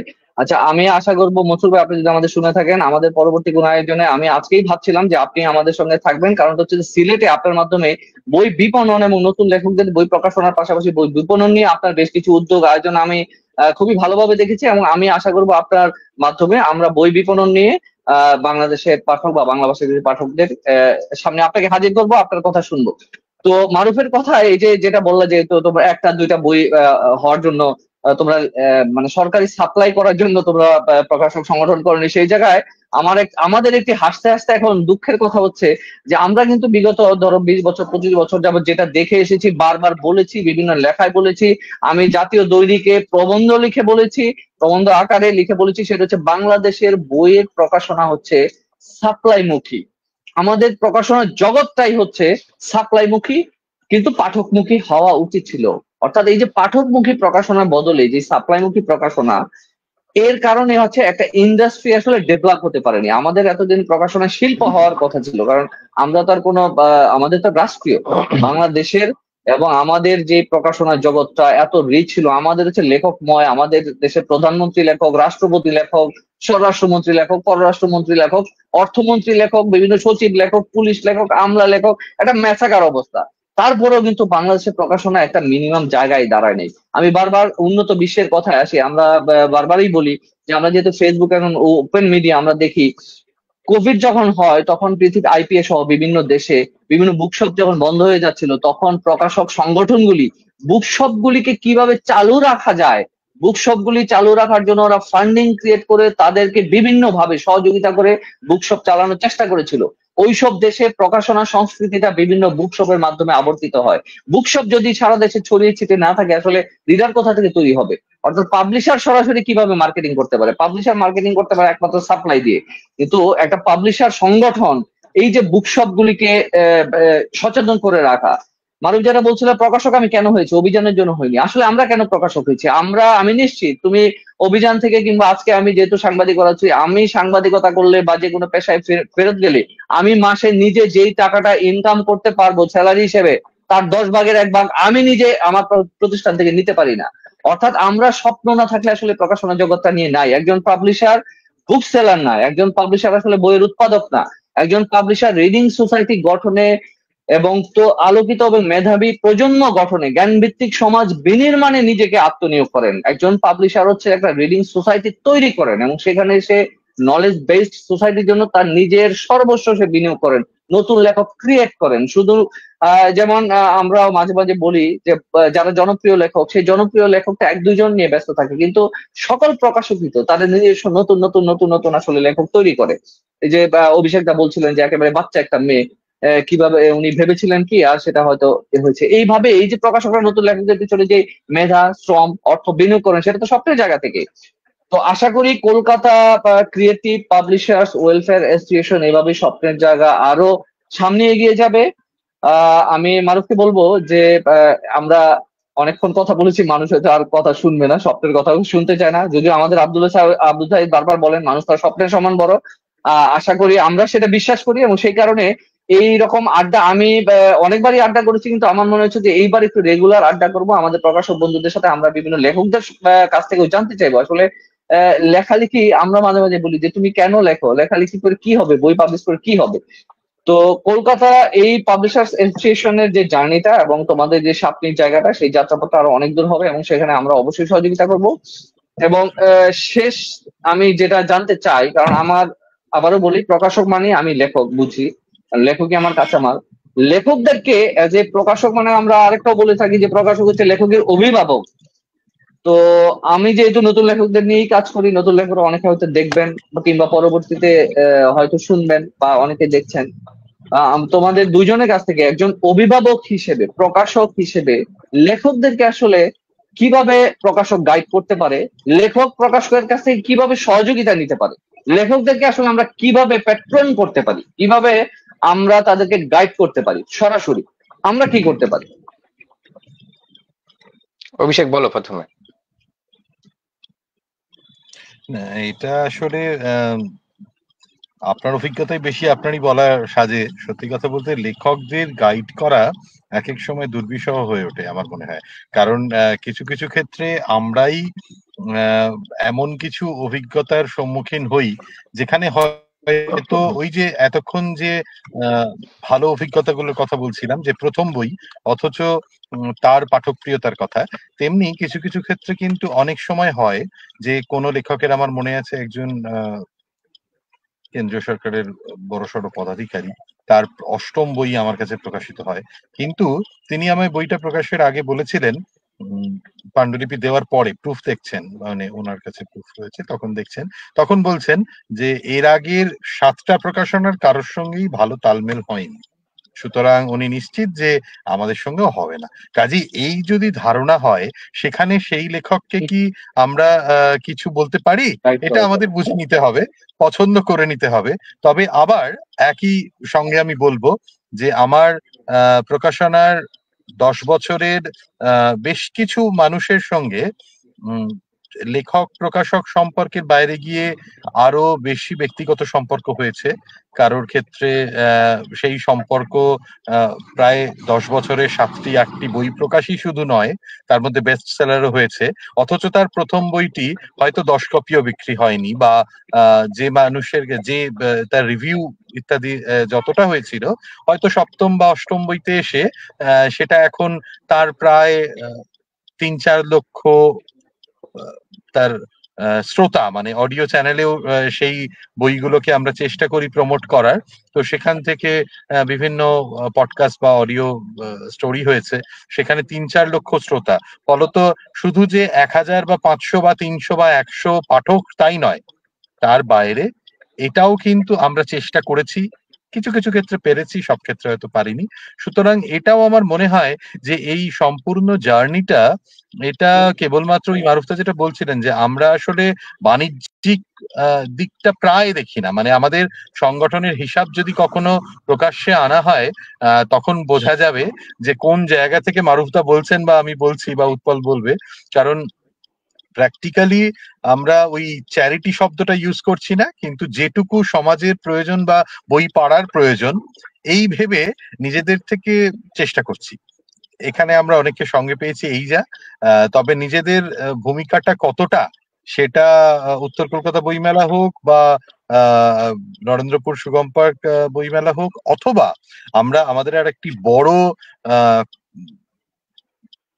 অ্যাচিভমেন্ট বলা ভালো, যেটা যে থ্রিলার লিট ফেস্ট, এটাও অভিযানের, মারুফদার, কিন্তু একই সঙ্গে এটা কলকাতা ক্রিয়েটিভেরও। কারণ সত্যি কথা বলতে প্রথম এ ধরনের থ্রিলার লিট ফেস্ট, এই যে ভাবনাটা মারুফদা যদি ভেবেও থাকেন, তিনি তো আমাদেরই সভাপতি, সুতরাং এটা আমাদেরও। কাজেই এই জায়গাটা আমি বলবো যে এটাও আমাদের মাথায় রাখতে হবে, যে সেখানে লেখকদের যে প্ল্যাটফর্ম দেওয়া হয়, এই এটা কিন্তু প্রকাশকের দায়িত্ব। শুধু একজন লেখকের পাণ্ডুলিপি বাছাই করে সেটা আমরা ছেপে দিলাম, জার্নিটার মধ্যে দিয়ে গিয়ে প্রুফ হয়ে, প্লেট হয়ে, ছাপা হয়ে গেল, বাধাই হয়ে বিক্রি হলো, শুধু তাই নয়, আমাদের যেমন অনলাইনে একটা সহজলভ্য করাটাও আমাদের দায়িত্ব, ঠিক তেমন ভাবেই বইমেলাগুলোতে পৌঁছানোটা আমাদের দায়িত্ব, পাঠকের কাছে পৌঁছানো, বিজ্ঞাপন, রিভিউ সমস্তই প্রকাশকের দায়িত্ব। ঠিক তেমন ভাবেই সেই লেখককে পরবর্তীতে যাতে তার সঙ্গে একাধিক কাজ হয়, সেটাও আমাদের দায়িত্ব বলে আমি মনে করি। এবং আমাদের সৌভাগ্য, আমার ব্যক্তিগতভাবে আমার প্রকাশনা সংস্থার সৌভাগ্য, যে প্রমথনাথ বিশির পরিবারের সঙ্গে আমাদের একেবারে, আমি যখন সাংবাদিকতা করি তখন থেকে আমার সঙ্গে সম্পর্ক। আমার প্রথম 5টি প্রকাশিত বইয়ের মধ্যে একটি তার কন্যা চিরশ্রী বিশির, এবং আজও পর্যন্ত তার প্রায় 5টা বই আমরা প্রকাশ করলাম, আজও পর্যন্ত সেই সম্পর্ক অটুট। সুতরাং এটাও কিন্তু আরেকটা দিক, এটা কিন্তু প্রকাশনার ক্ষেত্রে আমার মনে হয় এটা একটা দিক হওয়া উচিত। সে প্রথম লেখক হোক বা অভিজ্ঞ লেখক হোক, তার সঙ্গে সম্পর্কটা যদি থেকে যায় বা রাখা যায়, সেটা বোধহয় গুরুত্বপূর্ণ। মারুফদা, একটা কথা, আমি আসলে ওই নেগেটিভ পজিটিভ যাই বলো, আমি সবসময় একটু পজিটিভ কথাই বলি, মানে বেশি। হ্যাঁ, নেগেটিভ তো থাকবেই জীবনে, নেগেটিভ ছাড়া তো আর চলা যায় না। হ্যাঁ, আর সেটা হচ্ছে যে লেখকদের একটা বড় অভিযোগ সবসময় প্রকাশকদের প্রতি আমি দেখেছি যে আহ, তার বইয়ের নাকি প্রচার করেন না আহ, প্রকাশকেরা। এটা একটা বিরাট বড় অভিযোগ সবসময়। মানে আমি আনন্দ পাবলিশার্স এর যিনি এক সময়কার প্রকাশক বাদল বসু, হ্যাঁ, তার লেখাতেও দেখেছি, তার আত্মজীবনী পিয়ন থেকে প্রকাশক, সেখানেও তিনি বলছেন যে অনেক বড় বড় লেখক, হ্যাঁ, যে আনন্দ পাবলিশার্স তার বইয়ের প্রচার করে না। হ্যাঁ, তিনি তখন তাকে বিভিন্ন বিজ্ঞাপনের কাটিং ধরে ধরে পাঠিয়ে দিচ্ছেন যে দেখুন কতবার আপনার বইয়ের বিজ্ঞাপন করা হয়েছে। তো এইটা কিন্তু একটা অভিযোগ, বিরাট বড় অভিযোগ। তো আমি এক্ষেত্রে একটা কথা বলতে পারি যে প্রকাশক যদি বিজ্ঞাপন না করবেন বা প্রচার না করবেন, তাহলে তিনি কেন বইটা ছেপেছেন? ফলে প্রকাশক সবসময়ই চান বইটার বিজ্ঞাপন করতে। হ্যাঁ, তো বিজ্ঞাপন না করলে আসলে প্রকাশকের তো এটা কাজ। এবারে ধরুন যে বইটার বিক্রি বেশি, আহ তো সে বইটার বেশি বিজ্ঞাপন হবে, এটাই স্বাভাবিক। যে বইটার একটু কম বিক্রি, সেটার একটু কম বিজ্ঞাপন হবে, এটাও স্বাভাবিক। কেননা প্রকাশককেও তো দিনের শেষে লাভ লসটা দেখতে হয়। এটা তো একটা ব্যবসা যা শেষ পর্যন্ত। তো হয়তো সৃজনশীল ব্যবসা, কিন্তু ব্যবসা তো বটেই। এবারে ধরুন যে বইটার বিক্রি হওয়ার সম্ভাবনা আছে, হয়তো এখন প্রচার বা এখন হয়তো কোনোভাবে যায়নি পাঠকের কাছে, প্রকাশক কিন্তু অবশ্যই চেষ্টা করেন। এই যে ধরুন আমরা এই যে দিল্লিতে বইমেলায় বই নিয়ে যাচ্ছি, এই যে আপনারা, মানে ধরো তোমরা বই নিয়ে যাচ্ছ, টরেন্টোতে বইমেলা করছো, নিউ ইয়র্কে বইমেলা করছো, লন্ডনে বইমেলা করছো, এই যে বইগুলো যাচ্ছে এতটা রাস্তা, এই যাওয়ার যে খরচ, এ তো বিপুল খরচ। এইটা তো সবসময় লেখককে বোঝানো যায় না, তাই না? তো আমরাও যে আগরতলায় বই নিয়ে যাই, সেখান থেকে বইগুলো ফেরত আসে। তো এরকম নানা জায়গায় বইগুলো যাচ্ছে এবং ফেরত আসছে। হ্যাঁ, অনেক বই নষ্ট হয়। এবারে ধরো আমরা আজ এবারে দিল্লি বইমেলায় যে বইটা নিয়ে যাচ্ছি, সে বই যদি গিয়ে দেখা গেল যে ওখানে এক কপিও বিক্রি হলো না সেই লেখকের বই, তা আমরা কি পরের বার তার সব বই নিয়ে যাব? এটা কখনো সম্ভব? কারণ একটা বই যা বিক্রি দেখেই তো আমায় করতে হবে। তো এইগুলো লেখকদেরও বুঝতে হবে। এটা হচ্ছে 1 নম্বর পয়েন্ট। 2 নম্বর পয়েন্ট হচ্ছে যে একজন লেখকের একটা বই আর একজন লেখকের 10টা বই যদি আমার কাছে থাকে, তো স্বাভাবিকভাবেই তার বইয়ের বিজ্ঞাপন বেশি হবে। এটা কিন্তু মানে এটা এটা সব প্রকাশকের ক্ষেত্রেই বলছি। 3 নম্বর ক্ষেত্র হচ্ছে, আমি আমার আমার আমার প্রকাশক জীবনে এই ঘটনা ঘটেছে যে আমি একজন লেখকের জন্য প্রচুর বিজ্ঞাপন করেছি, প্রচুর ইনভেস্টমেন্ট। তারপরে একটা সময় পরে দেখলাম তিনি অন্য প্রকাশনায় চলে গেলেন। তাহলে আমার যে ইনভেস্টমেন্ট হলো বিপুল, এবং আমি জানি যে তোমার ভাষাচিত্রের প্রকাশক জীবনে একই ঘটনা ঘটেছে, তো ফলে এইটারও একটা রিস্কি। তো সেই জন্য অনেক বড় বড় প্রকাশক লেখকদের সঙ্গে এক্সক্লুসিভ রাইট তারা চুক্তি করেন। হ্যাঁ, তো এবং আমরাও কিন্তু আমাদের অ্যাসোসিয়েশনের পক্ষ থেকে কিভাবে চুক্তি করতে হয়, কিভাবে এই যে একটু আগে যেটা অভিষেক বললো যে কপিরাইট প্রসঙ্গ ইত্যাদি ইত্যাদি, সেইগুলো নিয়েও আমরা ওয়ার্কশপ করার কথা ভেবেছি। কারণ যদি প্রকাশকের পক্ষটা সিকিউর থাকে, তাহলে কিন্তু প্রকাশকও আনন্দের সঙ্গে ইনভেস্টমেন্ট করতে পারেন। যে তার একটা যদি ভাবে যে আমার এই এই ইনভেস্টমেন্টের একটা সিকিউরিটি আছে। কিন্তু বেশিরভাগ ক্ষেত্রে সেটা থাকে না। একজন লেখক আজকে কথোপকথনে বই দিচ্ছে, কালকে ভাষাচিত্রে বই দিচ্ছে, তারপর দিন অভিযানে বই দিচ্ছে, তারপর দিন আরেক জায়গায়। এই যে একটু আগে বললো যে একজন লেখকের 8টা বই 8টা প্রকাশক থেকে, তার মানে তো সেই লেখকের কোনো বিশ্বাসযোগ্যতা নেই, কোনো বিশ্বাসযোগ্যতা নেই সেই লেখকের। সেই লেখকের জন্য কেন সে ইনভেস্টমেন্ট করবে? এই ধরনের অভিজ্ঞতায় আমি যেটা লেখকদেরকে বলি যে যে ভাই তোমার 8টা প্রকাশনীতে 8টা বই দিয়েছো, তোমার কিন্তু কোনো প্রকাশকের মধ্যে ওনারশিপও নেই, কোনো প্রকাশক তোমাকে ওন করবে না, এটা তুমি নিশ্চিত থাকো। ঠিক, যে লেখকের বই 8 প্রকাশনীতে আছে, কোনো প্রকাশকই তাকে ওন করবে না। একদমই ঠিক কথা। তো ফলে এইগুলো আমার মনে হয় যে এই ছোট ছোট কিছু বিষয় যদি আমরা উভয়ই জানি, মানে লেখক প্রকাশক, আমরা যদি উভয় যদি একটু জানতে পারি, বুঝতে পারি, একে অপরের যন্ত্রণাটা ফিল করতে পারি, তাহলে বোধহয় এই সম্পর্কের মধ্যে যে ভুল বোঝাবুঝি, সেটা বোধহয় অনেকটা দূর হবে। হ্যাঁ, হ্যাঁ, অনেকটা কমবে। আরো একটা ব্যাপার বলে রাখি যে কিছু কিছু ক্ষেত্রে প্রকাশকদেরও সাবধানী হতে হয় যে কার বই ছাপবো। আমি একজন লেখকের কথা বলতে পারি, তার নাম না করেই বলছি, তিনি আমার অন্যতম প্রিয় লেখক। তার লেখা অন্য কোনো পত্রপত্রিকায় বেরোলে আমি নিজে পড়ি, তার গুণমুগ্ধ আমি পাঠক, কিন্তু তার বই আমি কখনো ছাপবো না। কেন ছাপবো না? কারণ ফেসবুকে তিনি প্রকাশক সম্পর্কে যে সমস্ত কথা লেখেন, যে অশ্রদ্ধা প্রকাশিত হয় প্রকাশকদের প্রতি, এবং তিনি এত জানেন, এত কিছু বোঝেন প্রকাশনা সম্পর্কে, তো আমার মনে হয়েছে যে আমার সঙ্গে তার কাজ করাটা সম্ভব না। হ্যাঁ, তো সেটা হয়তো অন্য কোনো প্রকাশক সে কাজটা করতে পারেন, সেটা যিনি নিতে পারবেন, আমি পারবো না। তো আমি তার বই সন্তর্পণে তার থেকে পিছিয়ে এসেছি। আমি তার ভক্ত, আমি তার লেখার ভক্ত, আমি অবশ্যই তার লেখা পড়ি, কিন্তু আমি জানি যে তার সঙ্গে যদি আমি কাজ করি তাহলে অকারণ সেই সম্পর্কটা নষ্ট হয়ে যাবে। তো আমি সেক্ষেত্রে আগে থেকে সরে আসি। তো আমার মনে হয় এগুলোও কিন্তু প্রকাশকদের বোঝা উচিত যে কার বই আমি ছাপবো, কার বই ছাপবো না। শুধুই লেখা একমাত্র মানদণ্ড হতে পারে না, কারণ আলটিমেট এটা একটা দীর্ঘ যাত্রাপথ লেখক এবং প্রকাশকের একসঙ্গে। তো সেই জার্নি, তো সেইটা অবশ্যই মাথায় রেখে এই সিদ্ধান্তগুলো নেওয়া উচিত। আচ্ছা, অসংখ্য ধন্যবাদ। তোমাদের দুজনের কাছে অনেক পরামর্শ পেলাম। আমরা প্রায় একেবারে শেষ করবো কিন্তু আমাদের তো প্রচুর কথা কথা তো শেষ হয় না। যাই হোক, প্রকাশককে যেহেতু আমরা বলে থাকি যে প্রকাশক হচ্ছে লেখকের অভিভাবক, তো তোমরা দুজনের কাছ থেকে একটা মন্তব্য আমি শুনতে চাই, ছোট মন্তব্য। সেটা হচ্ছে আমি আমার দু একটা বই প্রকাশনা নিয়ে কথাবার্তা ভাষাচিত্র ইউটিউব চ্যানেলে আছে, তো সেখানে একটা আমরা আমাদের অভিজ্ঞতা থেকে যেভাবে আমরা বড় হয়েছি, আমাদের বড়রা আমাদেরকে যেভাবে বলেছিলেন, তো সেখানে আমি বলেছিলাম যে আমার কাছে কোনো তরুণ লেখক পাণ্ডুলিপি নিয়ে যদি মানে সামনে আসে কিংবা মোবাইলেও যদি আমার সাথে কথোপকথন হয়, তখন আমি কিন্তু স্বভাবত জিজ্ঞেস করি যে কেউ যদি বলে যে আমি একটা কবিতার বই ছাপতে চাই, তাকে আমি জিজ্ঞেস করি যে তুমি জীবনানন্দ দাশের কবিতা পড়েছো, তুমি সৈয়দ শামসুল হক পড়েছো, শামসুর রহমান পড়েছো, এরকম নাম জিজ্ঞেস করি। কেউ উপন্যাস আনলে স্বভাবতই জিজ্ঞেস করি কার কার লেখা পড়েছো, হুমায়ুন আহমেদ কিংবা হাসান আইজুল হক, কিংবা কার লেখা পড়েছো, সেলিনা হোসেন। আবার গল্প আনলে এরকম।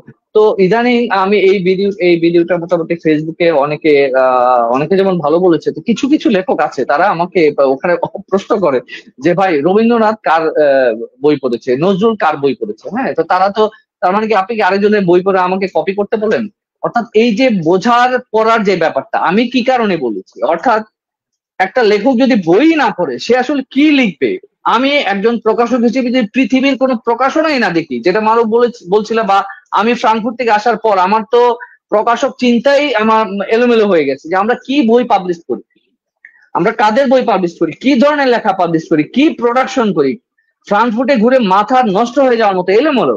তখন আমার মনে হয়েছিল যে আমি তো শিশুও না, আমাকে অনেক কিছু শিখতে হবে, অনেক দূর যাওয়ার জন্য অনেক কিছু শিখতে হয়, দেখতে হয়।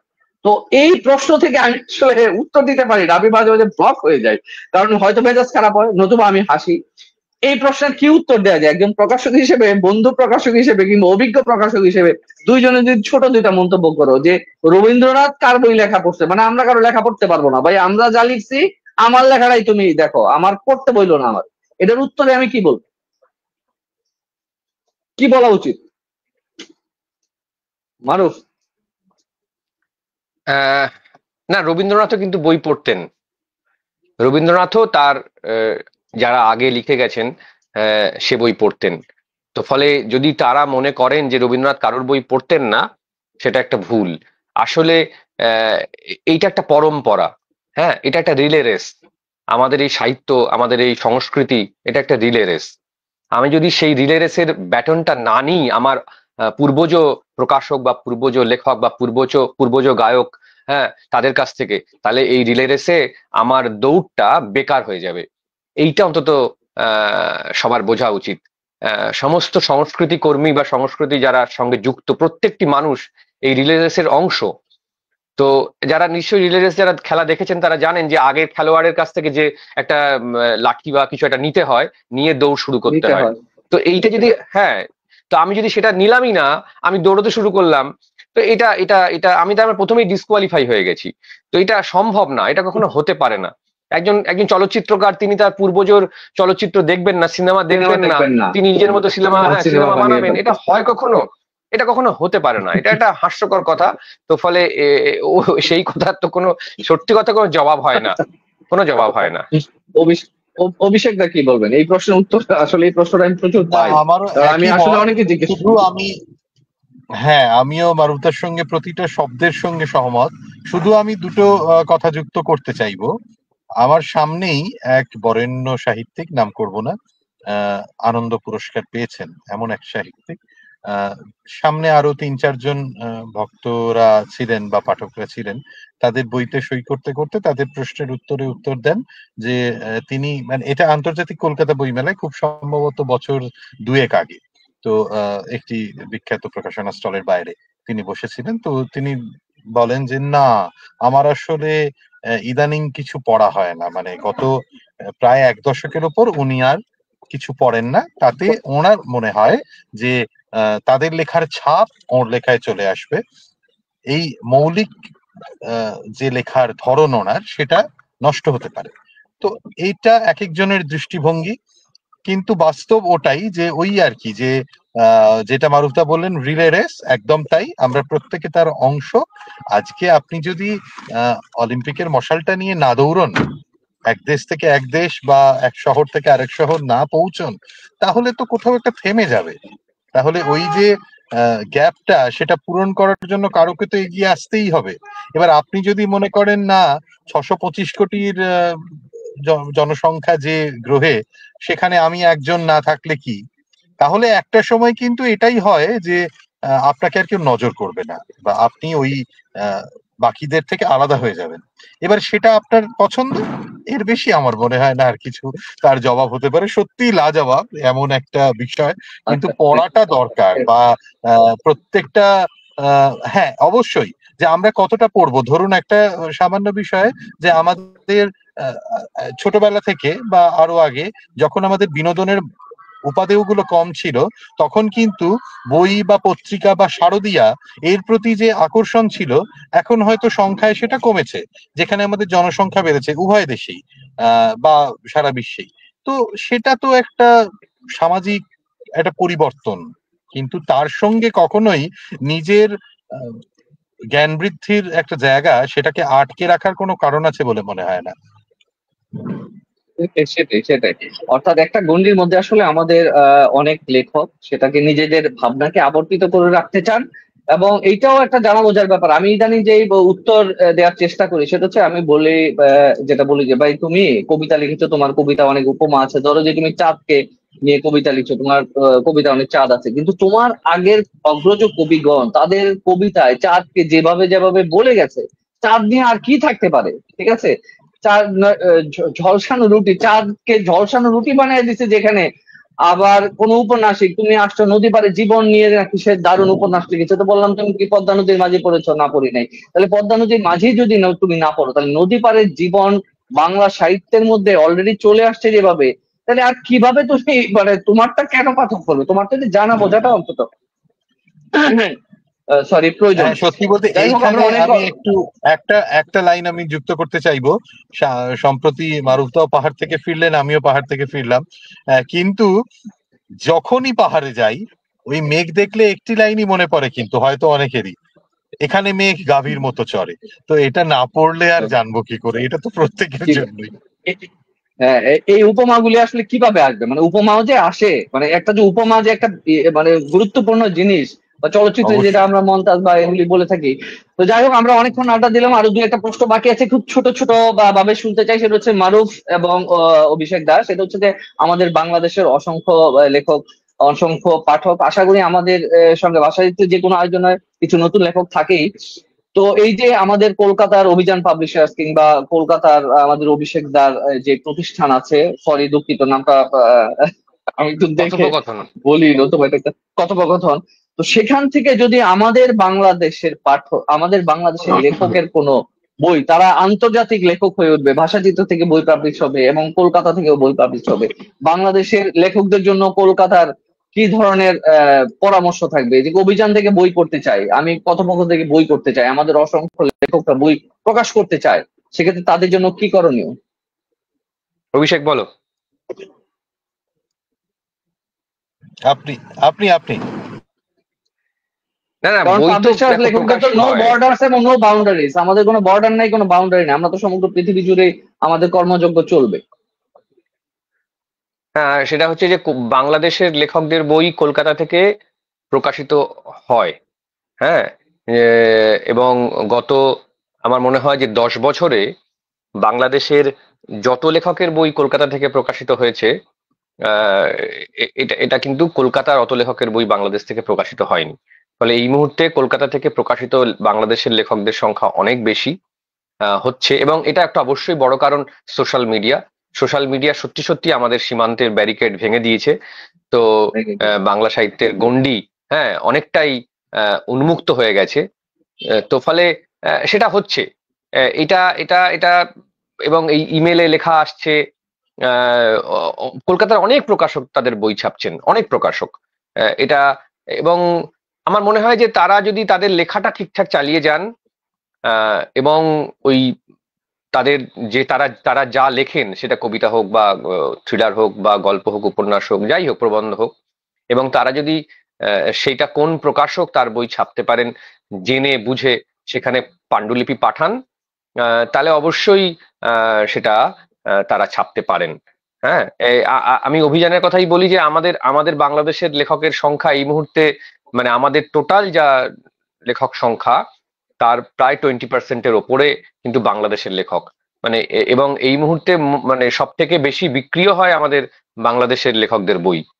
তো ফলে এটা এখন কিন্তু কোন রকম আমার মনে হয় যে সারা পশ্চিমবঙ্গে এই ব্যাপারটা নেই যে এটা এই কোন দেশের লেখক, কোন বিষয়ের লেখক, এরকম ব্যাপার নেই। এটা ভালো লেখা হলে অবশ্যই সেটা লেখার কোনো ছাপা হয়, বর্ডার এবং নেই এটা সব আসলে, মানে প্রকাশকরা, মানে লেখার কোনো বর্ডার নেই, মানে সেটা লেখার ছাপা কোনো হয়। বর্ডার নেই লেখকের। হ্যাঁ, লেখকের দেশ থাকতে পারে কিন্তু লেখার কোনো দেশ নেই আসলে। অভিষেক দা, হ্যাঁ, আপনার কাছে জানতে চাই। হ্যাঁ, আমি যেটা বলবো একেবারেই আসলে কথোপকথনের 10 বছরের জার্নির মধ্যে এখনো এই সৌভাগ্য হয়নি যে তার প্রকাশক বাংলাদেশের মাটিতে পৌঁছেছে। সুতরাং সেটার একটা উদ্যোগ মারুফদা নিচ্ছিলেন, কিন্তু যাই হোক, যে কোনো কারণেই হোক, আমরা এখনো অবধি সফল হইনি। খুব দ্রুত হব, এটুকু নিশ্চিত। তো বাংলাদেশে পৌঁছলে নিশ্চয়ই বাংলাদেশের অনেক মানুষের, হ্যাঁ, আমরা 3-4 জনের সঙ্গে আমাদের কথা ইত্যাদি হয়েছিল, তারপর শেষ অবধি আমরা এগোতে পারিনি। নিশ্চয়ই এই অভিজ্ঞতাটা হবে এবং আমরা ভীষণভাবে অপেক্ষা করছি। বাংলাদেশের লেখকদের বই অবশ্যই করব। আরেকটি কথা আমি বলতে চাইবো, এখানে নয়াদিল্লিতে আমরা যে বইমেলা 7 থেকে 9 নভেম্বর করতে চলেছি আর কে পুরাম রামকৃষ্ণপুরমের দক্ষিণ দিল্লি কালীবাড়িতে, সেখানে আমরা কিন্তু বাংলাদেশের বই বলে পৃথক একটি স্টল রাখছি, এবং সেখানে যাতে মানুষ কিছু বই পান। আমরা হয়তো বাংলাদেশের প্রকাশকদের সরাসরি আনার মতন পরিকাঠামো এখনো তৈরি করতে পারিনি, আগামীতে নিশ্চয়ই করব। তবে এই মুহূর্তে আমরা কিন্তু পৃথকভাবে একটি স্টল রাখছি এবং সেখানে কিছু বই নিশ্চয়ই মানুষ পাবেন। এবং এই আর কি, যে এটার মধ্যে দিয়ে কোনো আলাদাভাবে চিহ্নিতকরণ নয়, একেবারেই শুধু কিছু মানুষ এসে, পাঠক এসে বাংলাদেশের বই আছে বলে খোঁজ করেন। তো সেই কারণেই একটা আলাদা করে স্টল আমরা করছি যেখানে পাঠক এটা পাবেন। কাজেই আমাদের সীমানাটা কখনোই আমাদের পৃথক করতে পেরেছে বলে আমার মনে হয় না। রাজনৈতিক না, বিষয়ে এই জায়গায় আলাদা, একটা কথা, সামাজিক বিষয় আলাদা। এই জায়গায় আমি অভিষেকের কথার সঙ্গে আরেকটা কথা বলেও দিই, সোহেল। সেটা হচ্ছে পশ্চিমবঙ্গের যতগুলো বইমেলা হয়, শুধু পশ্চিমবঙ্গে না, তুমি নিশ্চয়ই আগরতলা বইমেলায় গিয়েও দেখেছো যে আগরতলা বা অন্যান্য জায়গাতে যত বাংলা বইয়ের বইমেলা হয়, প্রত্যেক জায়গাতেই বাংলাদেশের প্রকাশকরা আসুক বা না আসুক, বাংলাদেশের বই কিন্তু পাওয়া যায়। মানে বাংলাদেশ থেকে প্রকাশিত যে বই, সেই বইয়ের আলাদা স্টল থাকে, পাওয়া যায়। এমনকি গত বছর কলকাতা বইমেলায় বাংলাদেশের প্রকাশকদের স্টল ছিল না, নানা রকম রাজনৈতিক কারণে, কিন্তু বাংলাদেশের বই কিন্তু পাওয়া গেছে। বাংলাদেশের বই আলাদা করে বিভিন্ন পুস্তক বিক্রেতাদের স্টলে সে বই ছিল। আমাদের এতক্ষণ যাবৎ যারা দেখলেন, আমাদের সঙ্গে যারা যুক্ত ছিলেন কিংবা পরবর্তীতে যারা আমাদের এই লাইভটি দেখবেন, আপনারা লক্ষ্য করেছেন আমরা আমাদের যদিও প্রকাশক বন্ধুদের নিয়ে আড্ডা, এবং আজকে আমাদের আড্ডা টাইটেল ছিল কলকাতা ক্রিয়েটিভ তরুণ প্রকাশকদের সংগঠন ও স্বপ্ন। অর্থাৎ কলকাতায় একটি নতুন প্রকাশক সংগঠন হয়েছে, Kolkata creative publishers welfare association, এবং এই অ্যাসোসিয়েশনের মাধ্যমে আমরা দেখেছি বিগত 2-1 বছর যাবৎ দারুণ দারুণ কিছু ইভেন্ট হয়েছে। অর্থাৎ প্রকাশকদের এবং লেখকদের এবং পাঠকদের যে মিলন মেলা, অর্থাৎ বিভিন্ন যে বইমেলা, সেই বইমেলা দারুণ দারুণ একাধিক বইমেলা হয়েছে। একই সঙ্গে ওরা এই প্রকাশনা সংশ্লিষ্ট মানবিক কিছু উদ্যোগ নিয়েছে, এবং পরবর্তীতে আমরা আজকের আড্ডায় বুঝতে পারলাম যে তারা প্রকাশনা সংশ্লিষ্ট যে আমাদের প্রকাশনা ইন্ডাস্ট্রির পেশাগত দক্ষতার যে উন্নয়ন, সেখানেও তারা বেশ কিছু উদ্যোগ হাতে নিয়েছে। আশা করি সেই উদ্যোগগুলি আমরা ভবিষ্যতে দেখবো এবং সেখানে তাদের এই উদ্যোগের মাধ্যমে আমাদের প্রকাশনার জগৎ আরো আলোকিত হবে, আলোড়িত হবে। এবং তাদের এই উদ্যোগের মধ্যে আমাদের কিন্তু বিভিন্ন লেখকরাও আছেন। আমরা চেষ্টা করেছি বা আমাদের কলকাতার প্রকাশক বন্ধুদের মুখ থেকে যে আমাদের যারা বাংলাদেশের লেখক আছেন, আমাদের যারা নতুন লেখক আছেন, নতুন লেখকদের বিভিন্ন গাইড করা, নতুন লেখকদের কোনো বই প্রকাশ কলকাতায় কিভাবে প্রকাশিত হতে পারে, বিচিত্র বিষয় নিয়ে আমরা কথা বলার চেষ্টা করেছি। প্রিয় বইপ্রেমী এবং লেখকগণ, আমরা এখন আমাদের এই আড্ডার একেবারে শেষ প্রান্তে। আমি Kolkata creative publishers welfare association আমাদের এর সম্মানিত আমার বন্ধু সভাপতি মারুফ হোসেন এবং আমাদের যে সম্পাদক আছেন অভিষেক ঘোষ, দুজনের কাছে আপনাদের এই সংগঠনের সর্বশেষ, যেহেতু আমরা বলেছি তরুণ প্রকাশকদের সংগঠন ও স্বপ্ন, সেই সংগঠন এবং স্বপ্ন নিয়ে যদি শেষ কিছু বলে দেন তাহলে আমরা সেই স্বপ্ন নিয়ে বাড়ি ফিরে যাব। আবারও ভবিষ্যতে হয়তো কখনো কথা হবে বা শুনবো।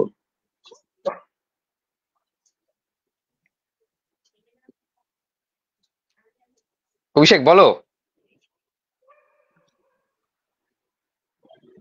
তোমাদের সংগঠনের হ্যাঁ, স্বপ্ন। আসলে এতক্ষণ ধরে আমরা অনেক বিষয়গুলোকে আলোচনার মধ্যে রেখেছি, কাজেই এর বাইরে আরো অনেক কিছু রয়ে গেল।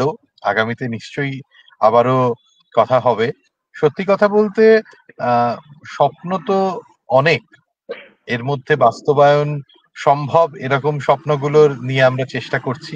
তবে খুব সাম্প্রতিক ভবিষ্যতে আগামী 4-5 মাসের মধ্যে আমরা একটি বড় মাপের আয়োজন করার চেষ্টা করছি কলকাতার মধ্যেই আপাতত, সেটুকু বলতে পারি।